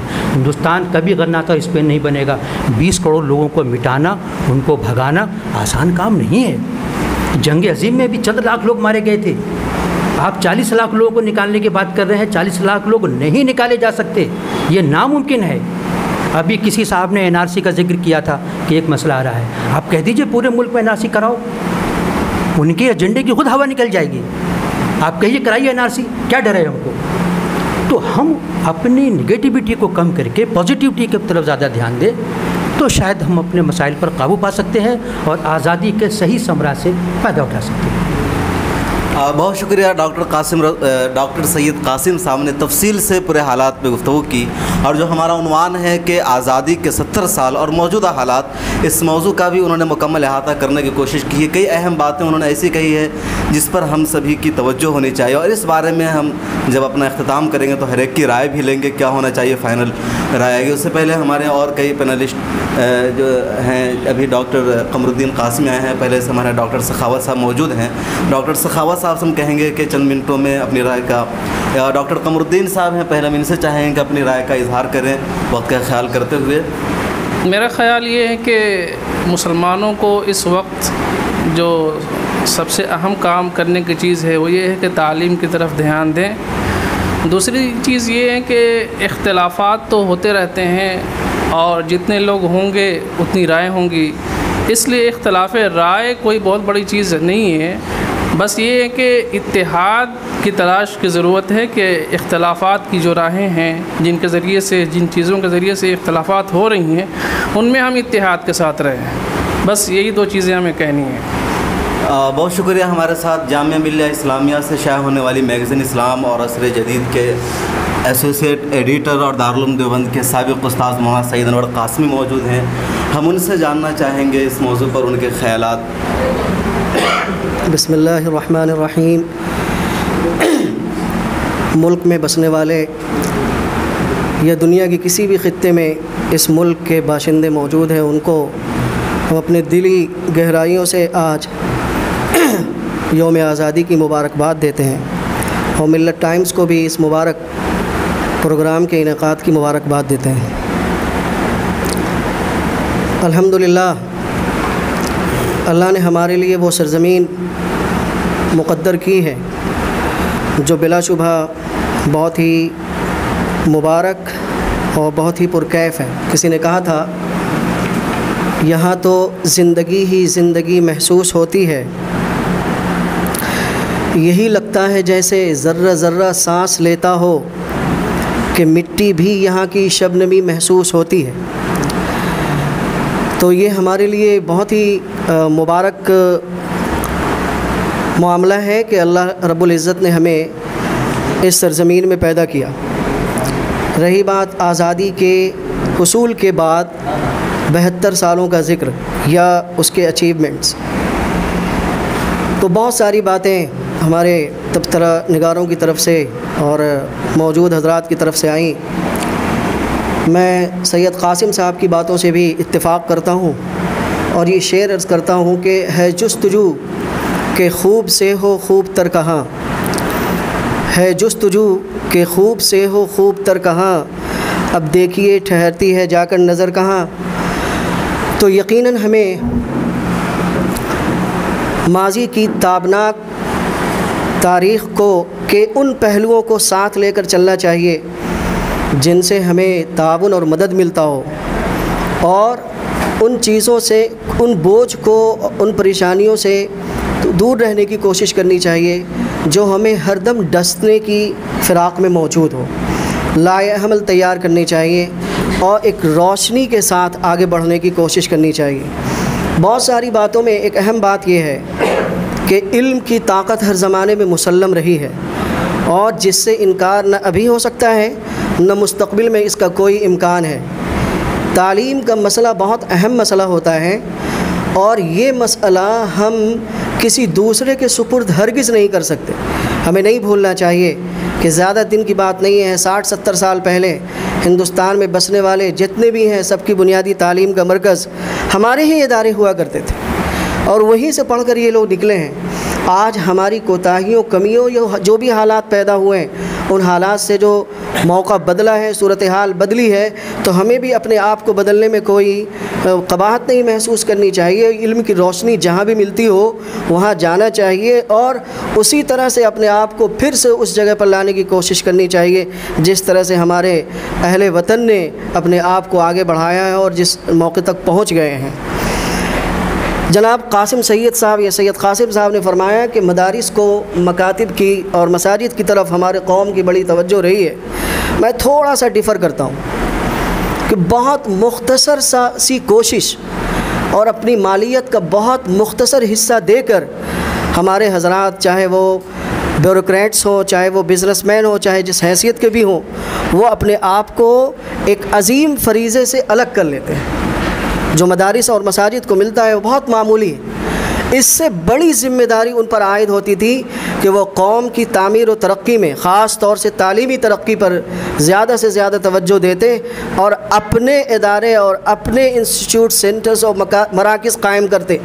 वहाँ चूँकि क़ुरबानी की ज़रूरत पेश आती है, वो अपने आप को ये कहकर बचाने की कोशिश करते हैं कि जी हाँ, हमने तो मदारिस कायम कर दिए हैं, मकातिब कायम कर दिए हैं और मसाजिद में हमारा सरफ़ा होता है। हम तज्ज़िया करके देखें कि हमारे जो हज़रात यहाँ ख़र्च करते हैं उनका रेशियो और तनासुब क्या है, या फिर वो मिक़दार क्या है और किस सलाहियत के वो मालिक हैं। मुझे हज़रत क़ाज़ी मुजाहिदुल इस्लाम साहब नव्वरल्लाहु मरक़दहु रहमतुल्लाहि अलैहि रहमतन वासिया की एक बात याद आती है। मैं उसी बात पर अपनी बात को ख़त्म करूँगा। मैं 14-15 साल का था, इलाहाबाद के एक मदरसे में पढ़ता था। हज़रत रहमतुल्लाह अलैहि तशरीफ़ लाए। हज़रत का असर कि शहर के जितने मुअज़्ज़ज़ इंटेलेक्चुअल्स थे सभी आपके इर्द गिर्द ऐसे जमा होते थे जैसे शहद की मक्खियाँ जमा होती हैं फूलों के इर्द गिर्द। वो नज़ारा मुझे आज भी याद है, वो मंज़र। और हज़रत रहमतुल्लाह अलैहि की बातों में इतना असर था, लोगों को मानने का जज्बा भी था। उस इजलास में जो अहम बात मुझे आज तक स्ट्राइक करती है वो बात यह है कि हज़रत रहमतुल्लाह अलैहि ने सरमायादारों को बुलाया, इकट्ठा किया, जो जिस सलाहियत के भी हैं उनको इकट्ठा किया। फरमाया आपके कितने बच्चे हैं? 2। का 2 को तालीम दिलाते हो, एक और बच्चा लो, तुम्हारे 3 बच्चे हैं आज से। और उसी मजलिस में 50 ऐसे लोगों को खड़ा किया और उनके हवाले एक गरीब बच्चा किया और उनकी तालीम का नज़्म व नस्क़ किया। ऐसे अफराद की आज सख्त ज़रूरत है। जहाँ भी हमारे हज़रात उलमाए किराम इस मुल्क में हैं जो इस हैसियत के हैं, मेरी उनसे मुअद्दबाना गुजारिश है कि आप आगे बढ़िए और इस तरह के माहौल को पैदा कीजिए और जो हमारे लिए अपॉर्चुनिटीज़ हैं, जो हमारे लिए मौक़े हैं, उनको सामने रख कर हमें फ़ायदा उठाने की ज़रूरत है। और यकीन जानिए कि हमें इस मुल्क में हर सहूलत हासिल है और जो शिकायत हैं वो भी अपनी कमियों की बदौलत है। मैं तो सिर्फ़ इतना अर्ज़ करना चाहता हूँ कि इस जमहूरी निज़ाम के जो 4 सुतून हैं, उस चारों सुतून में से जो एक सुतून मीडिया है, भाई सैयद साहब ने फरमाया कि मीडिया क्यों हमारे इशूज़ को की वकालत करे, क्यों हमारे मामले को सामने उठाए। मैं मीडिया से भी मुअद्दबाना अर्ज़ करता हूँ, ठीक है आपका बड़ा हाउस है, आपने बड़े सरमाया उस पर ख़र्च किए और आपके बड़े बैकअप के लोग हैं, लेकिन क्या आप इंसानियत को भी भूल जाएंगे? क्या मुसलमानों पर अटैक करते करते आप इंसानियत को भी अटैक करना शुरू कर देंगे? क्या उनके जो कोर इश्यूज़ हैं इंसानियत के उसको भी भुला देंगे? अगर ऐसा करेंगे तो याद रखिए कोई भी हुकूमत जुल्म के साथ कायम नहीं रह सकती।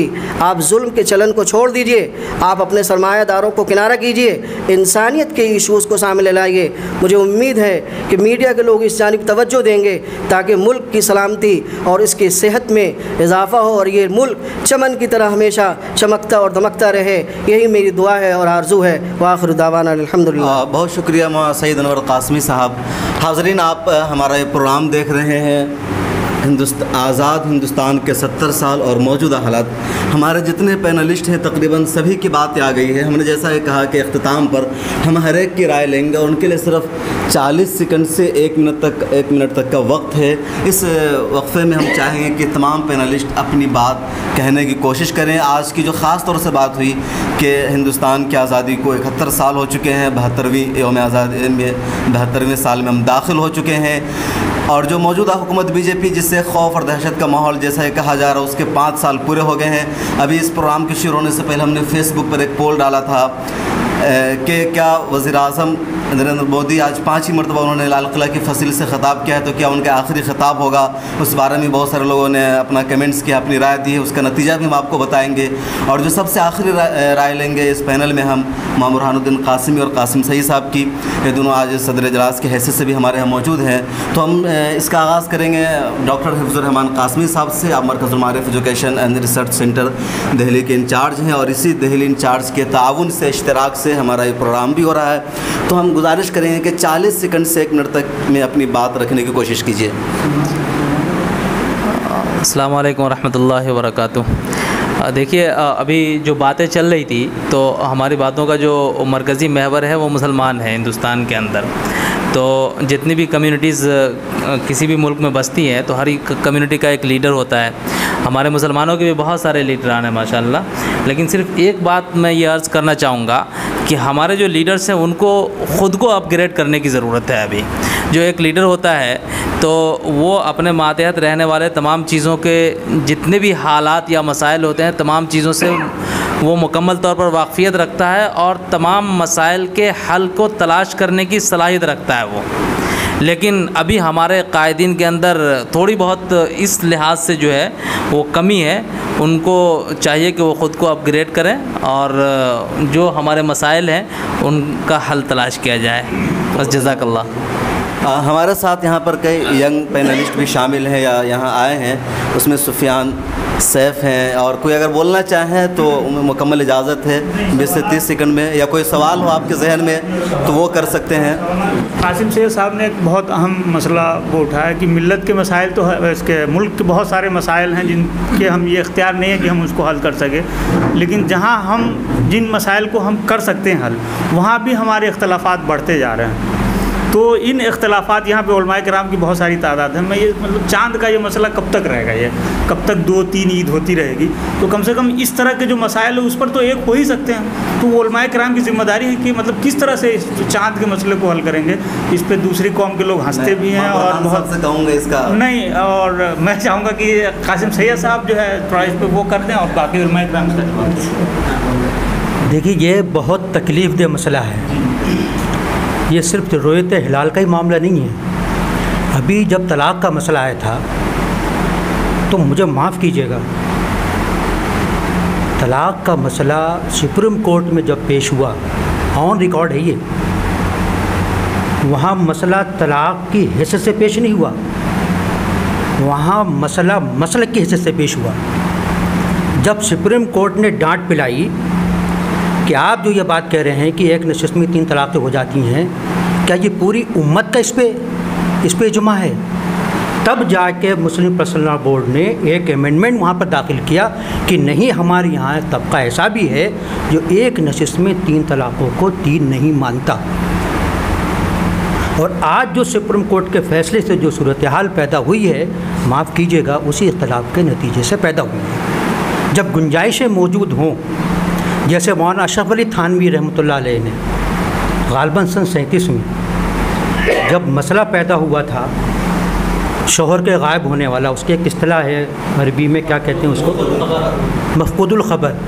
आपको मालूम है कि हनफी मसलक में कितने साल तक इंतज़ार करने के लिए 80 साल इंतज़ार करने को कहा है। कहीं 90 साल है, कहीं 80 साल आता है।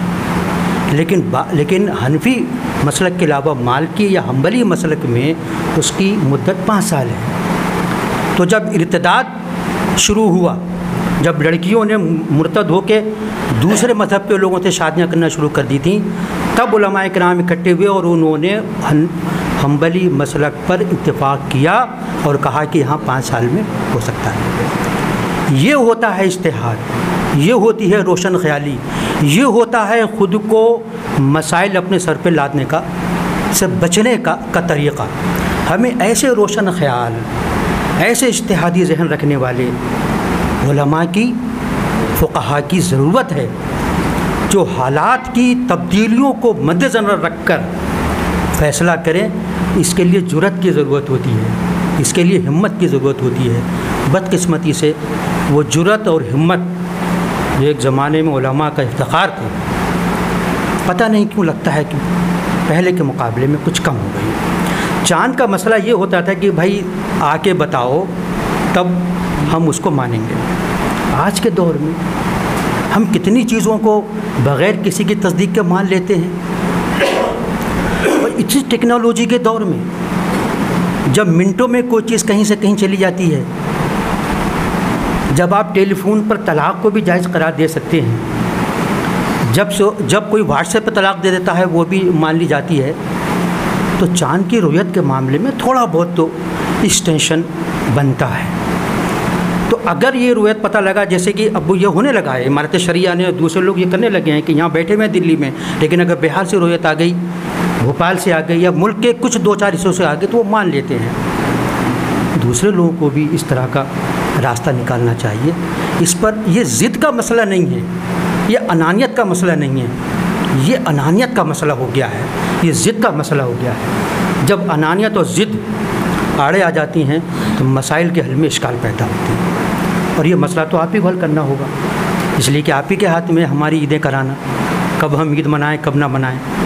तो उलमा को इस मामले में बैठकर, चाहे वो फ़िक़्ह अकेडमी हो, चाहे मरकज़ दारुल मारिफ़ हो, कुछ इदारे जिनका कौम का एतबार है, बैठकर इस मामले में।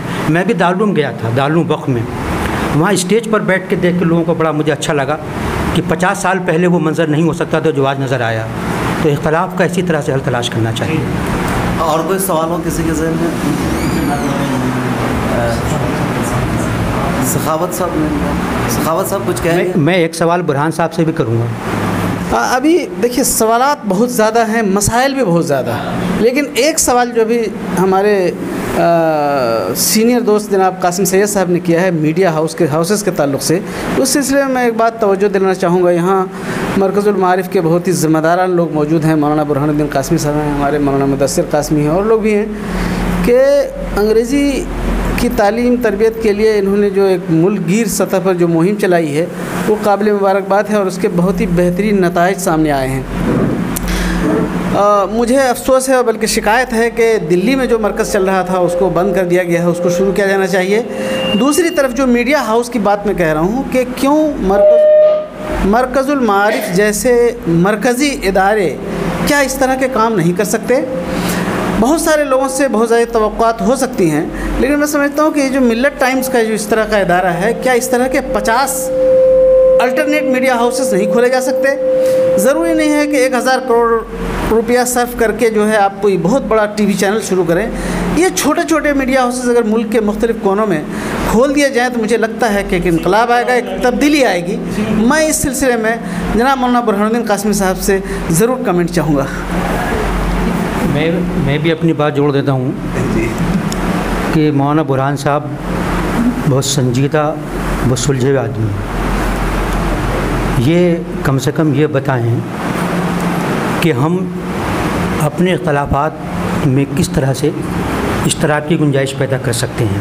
पहला सवाल तो ये है। दूसरा ये है जो बिरादरम शम्स कादिर साहब ने उठाया है, आप जिस तरह से अंग्रेज़ी के लिए लड़के तैयार कर रहे हैं, क्या मीडिया के लिए वक्तन फ़क्तन मुख्तलिफ़ जगहों पर वर्कशॉप मुनक़िद कराना और नौजवान लड़कों को उसकी तरफ तैयार करना, क्या ऐसा कोई मंसूबा है?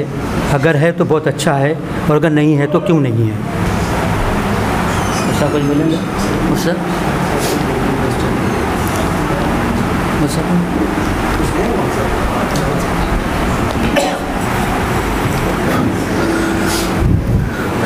चाँद का जो उसके बारे में जो क्वेश्चन किया गया, वाकई वो बहुत अहम क्वेश्चन है और इसके बारे में हिंदुस्तान के मुसलमान जो है इज़्तिराब और बेचैनी में रहते हैं।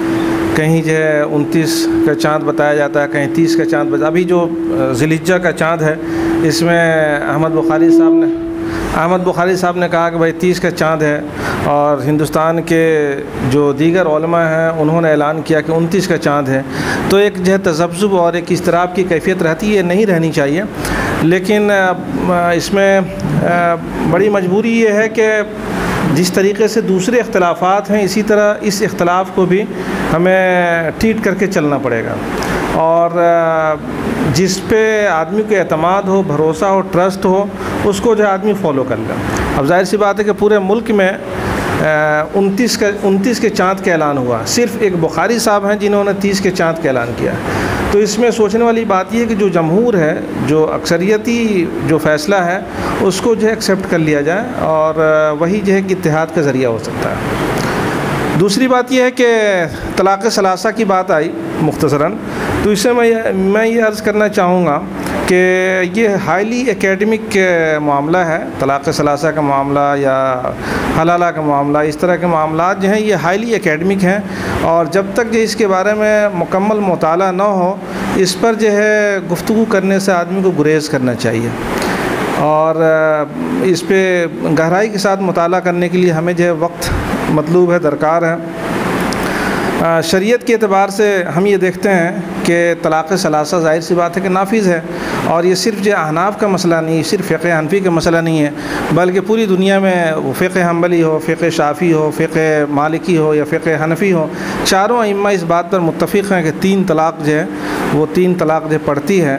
और जो अहले हदीस हज़रात हैं उनका सिर्फ मौक़िफ़ ये है, ज़ाहिर सी बात है कि वो दुनिया के मुसलमानों की आबादी में एक बहुत छोटा हिस्सा है उनका, तो सिर्फ उनका मौक़िफ़ ये है कि 3 तलाक़ 1 तलाक़ होती है। लेकिन सुप्रीम कोर्ट का जो हालिया फ़ैसला हुआ है, तो सुप्रीम कोर्ट ने ये कहा है कि 1 भी नहीं होती है, तो न 3 होती है न 1 होती है, बल्कि होती ही नहीं है। सुप्रीम कोर्ट का ये फ़ैसला है। तो अब इसको जो आप महसूस कर सकते हैं कि सुप्रीम कोर्ट का जो फ़ैसला है वो अइम्मा अरबा के मुताबिक है, या एक जो छोटा तबका अहले हदीस का है उनके मुताबिक है, ये क्या है, इसको जो है बखूबी जो समझा जा सकता है। लेकिन जो असल मसला है और जिसको अइम्मा अरबा कहते हैं वो ये है कि 3 तलाक़ जो है 3 तलाक़ जो हो जाती है, और ज़ाहिर सी बात है कि 3 तलाक़ जो है देना हराम है, और जब हराम है तो ये हो जाती है जभी तो हराम बताया गया। अगर जो होती ही नहीं तो हराम करने की ज़रूरत क्या थी। आदमी जो 3 तलाक़ किया 300 तलाक़ कह दे और वो हवा में जो उड़कर ख़त्म हो जाए, उसकी कोई हैसियत ही नहीं रहती, तो हो जाती है, इसी वजह से हराम बताया गया, और मना करने की ज़रूरत ही नहीं थी। बहुत शुक्रिया। मेरे ख्याल में इस पर अगर मज़ीद सवाल जवाब का सिलसिला शुरू हो तो लंबा हो जाएगा। जो भी एक सवाल किया गया अब्दुल कादिर शम्स साहब ने और कासिम सही साहब ने, मैं माबुरहान साहब के हवाले माइक कर रहा हूँ। हो गए, मैं मतलब प्रैक्टिकल फील्ड के जर्नलिस्ट हजरात है यार, वो भी सीनियर जर्नलिस्ट है माशाल्लाह, एडिटर्स है, सब एडिटर्स है, सीनियर रिपोर्टर्स है, 4 डॉक्टर्स है इस मजलिस में, लेक्चरर्स है, प्रोफेसर्स है, बड़े उलामा हैं, और मजमूई तौर पर सब लोग मीडिया से मुताल्लिक़ है। मुझे एक बात है, वही यानी जो हमारे कौम के हाल है वही हम सब लोगों का ही है। हम कौम का हिस्सा है, कौम हमसे है और हम कौम से है, इसलिए कौम के लोग दूसरे लोग जैसे करते हैं हम लोग भी ऐसे ही करते हैं। तो यही परेशानी है कि हमें जिस मजलिस में जहाँ जो बात करनी चाहिए हम लोग नहीं कर पाते हैं। ये जश्न आज़ादी का आपका ग्रुप डिस्कशन था, हम यहाँ कहीं भटक गए हैं। ये हम सब लोग हाँ पहले ही बता दिया गया था नहीं तो जश्न आज़ादी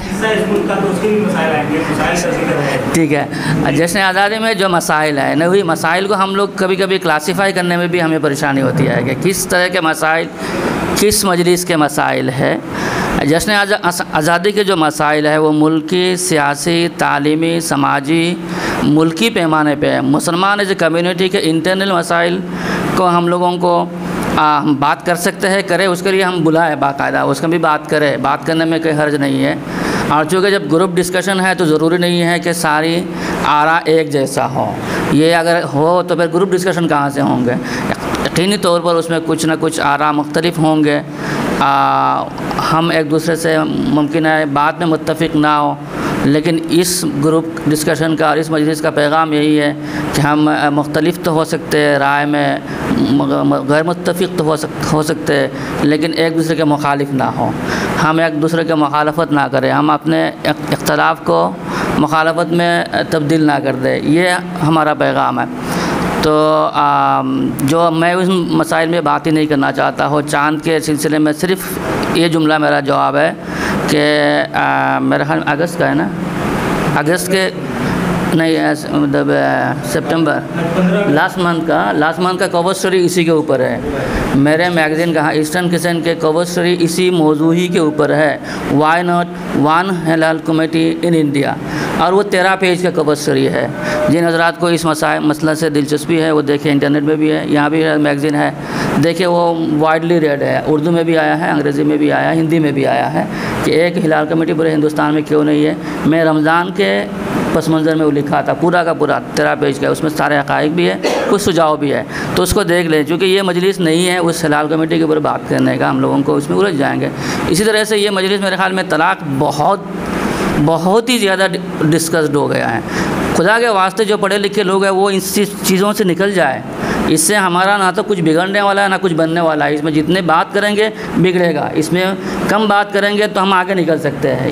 इन मसाइल को कम बात करके निकलने की कोशिश कीजिए। ये मसाइल हल होने वाले नहीं है बातचीत से। सवाल एक था कि इख्तलाफात को हम ख़त्म कैसे करें। इसका 2 लफ्ज़ों में जवाब ये है, इख्तलाफात ख़त्म नहीं होंगे। इख्तलाफ ख़त्म होंगे तो आप एज ए कौम जो है ना, कोई कौम नहीं रहेगी। इख्तलाफात तो रहेंगे, इख्तलाफात को मिनिमाइज़ कैसे कर सकते हैं इसके ऊपर बात की जा सकती है कि इख्तलाफात को जो है ना ख़त्म नहीं कर सकते हैं, कम कर सकते हैं। कम करने की बात करें, इख्तलाफ में यानी यूनिटी इन डाइवर्सिटी की जो कॉन्सेप्ट है वो हिंदुस्तान का कॉन्सेप्ट है कि हम मुख्तलिफ रहते हुए भी जो platform all India Muslim person law board ने पेश किया है, जो प्लेटफार्म ऑल इंडिया उलमा काउंसिल ने हम लोगों को मुंबई में पेश किया है, और भी कुछ तंजीमें होंगे जहां तकरीबन नुमाइंदे के तौर पर हिंदुस्तान के तमाम तंजीमें, तमाम मसालिक, तमाम अफराद होते हैं, जज्बाती तौर पर जुड़ते हैं। मुंबई के 92 के बाद सब जुड़ गए थे, उसके बाद दिन गुजरता गया तो आहिस्ता जा कर के फिर वो एक तबका का हो गया। मुस्लिम पर्सन लॉ बोर्ड से भी जहाँ बना तो था, लेकिन उसके बाद शिया Muslim person law board, women Muslim person law board बन गए। तो ये इस कौम को समझ में नहीं आ रही है कि इख्तलाफ के बाद भी साथ रहे। कासिम साहब के जो बात इन्होंने अभी की है, इनमें से 2-3 बातों से मैं मुत्तफिक नहीं हूँ, लेकिन मुझे खुशी हुई है क्योंकि ये एक जब ग्रुप डिस्कशन है तो यही से बात करनी चाहिए ना। मेरे जैसे अगर सब बात यही करेंगे या इनकी जो सारी बात मैं करूँगा, फिर 2 बातें कैसे, 2 राय कैसे आएंगे। हम लोगों को अलग अलग राय लेकर के चलना सीखना, ये इस मजलिस का पैगाम है। और ये अगर हिंदुस्तान के नौजवान इसको सीख ले कि हम मुख्तलिफ रहते हुए भी साथ चल सकते हैं और साथ चलना चाहिए, यह हमारे चलने के लिए ज़रूरी है, नहीं तो चल ही नहीं सकते आप। मुख्तलिफ रह करके साथ अगर नहीं चलना सीखेंगे तब चल नहीं सकते हैं। तो इसकी कोशिश करें। मरकज़ुल मारिफ़ के ताल्लुक़ से जो सवाल है, माशाअल्लाह ये तो आप हज़रात की मोहब्बत है और आप हज़रात का ये है कि मरकज़ुल मारिफ़ ने जिस काम को लेकर के उठा, हज़रत मौलाना बदरुद्दीन अजमल साहब दामत बरकातुहुम और उनके साथियों ने, अल्लाह हज़रात को जज़ाए खैर फरमाए।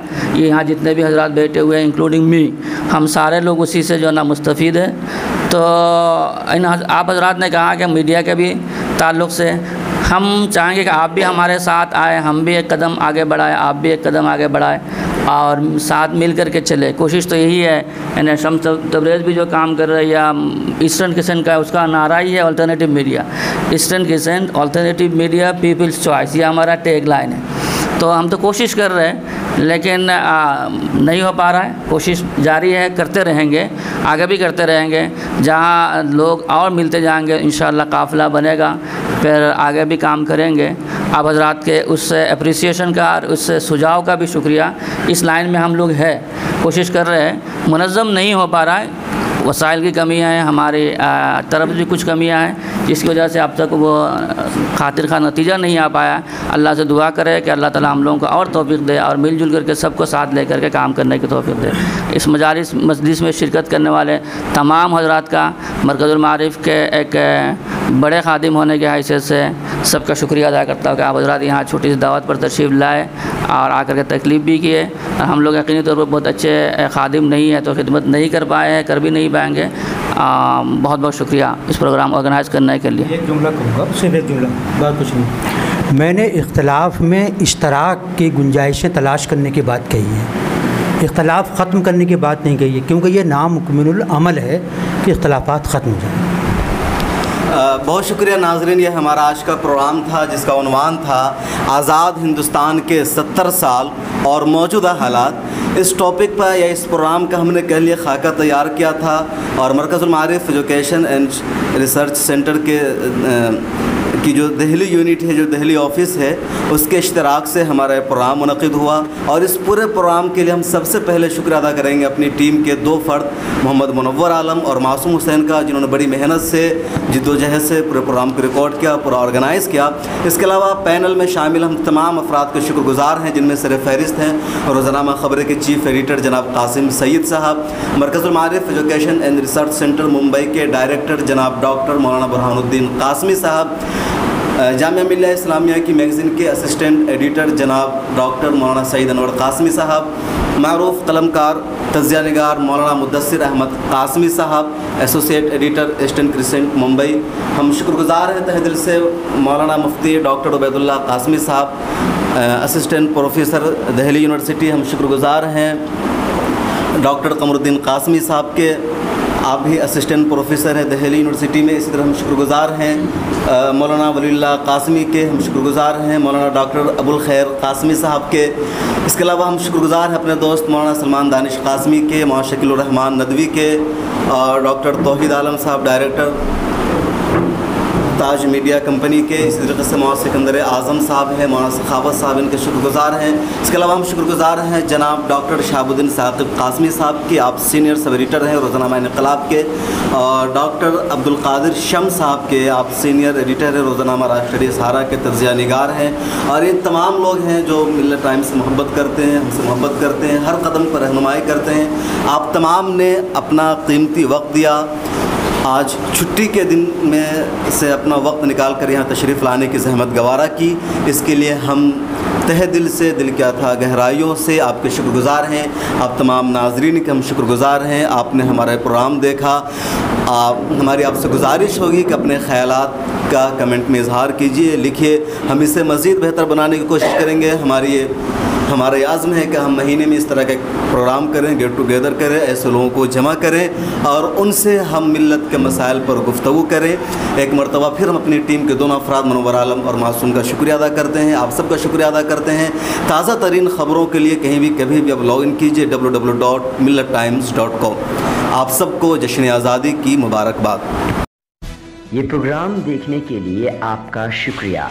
मिल्लत टाइम्स की मज़ीद वीडियोस देखने के लिए यहाँ क्लिक करके सब्सक्राइब करें और बेल आइकन को ज़रूर दबाएं ताकि आपको हमारी हर वीडियो का नोटिफिकेशन मिल सके। फेसबुक पर मिल्लत टाइम्स का पेज लाइक करें, ट्विटर और दीगर सोशल अकाउंट को फॉलो करें। मुल्की व आलमी हालात पर ताज़ा तरीन न्यूज़ और तज्ज़िया पढ़ने के लिए कहीं भी कभी भी लॉग ऑन करें www.millattimes.com। उर्दू, इंग्लिश, हिंदी तीनों ज़बानों में मौजूद है ये वेबसाइट। सरकारी, सियासी दबाव और कॉरपोरेट से आज़ाद ईमानदाराना सहाफ़त को फ़रोग़ देने में आप हमें अपना ताउन पेश करें। तफ़सीलात डिस्क्रिप्शन में है।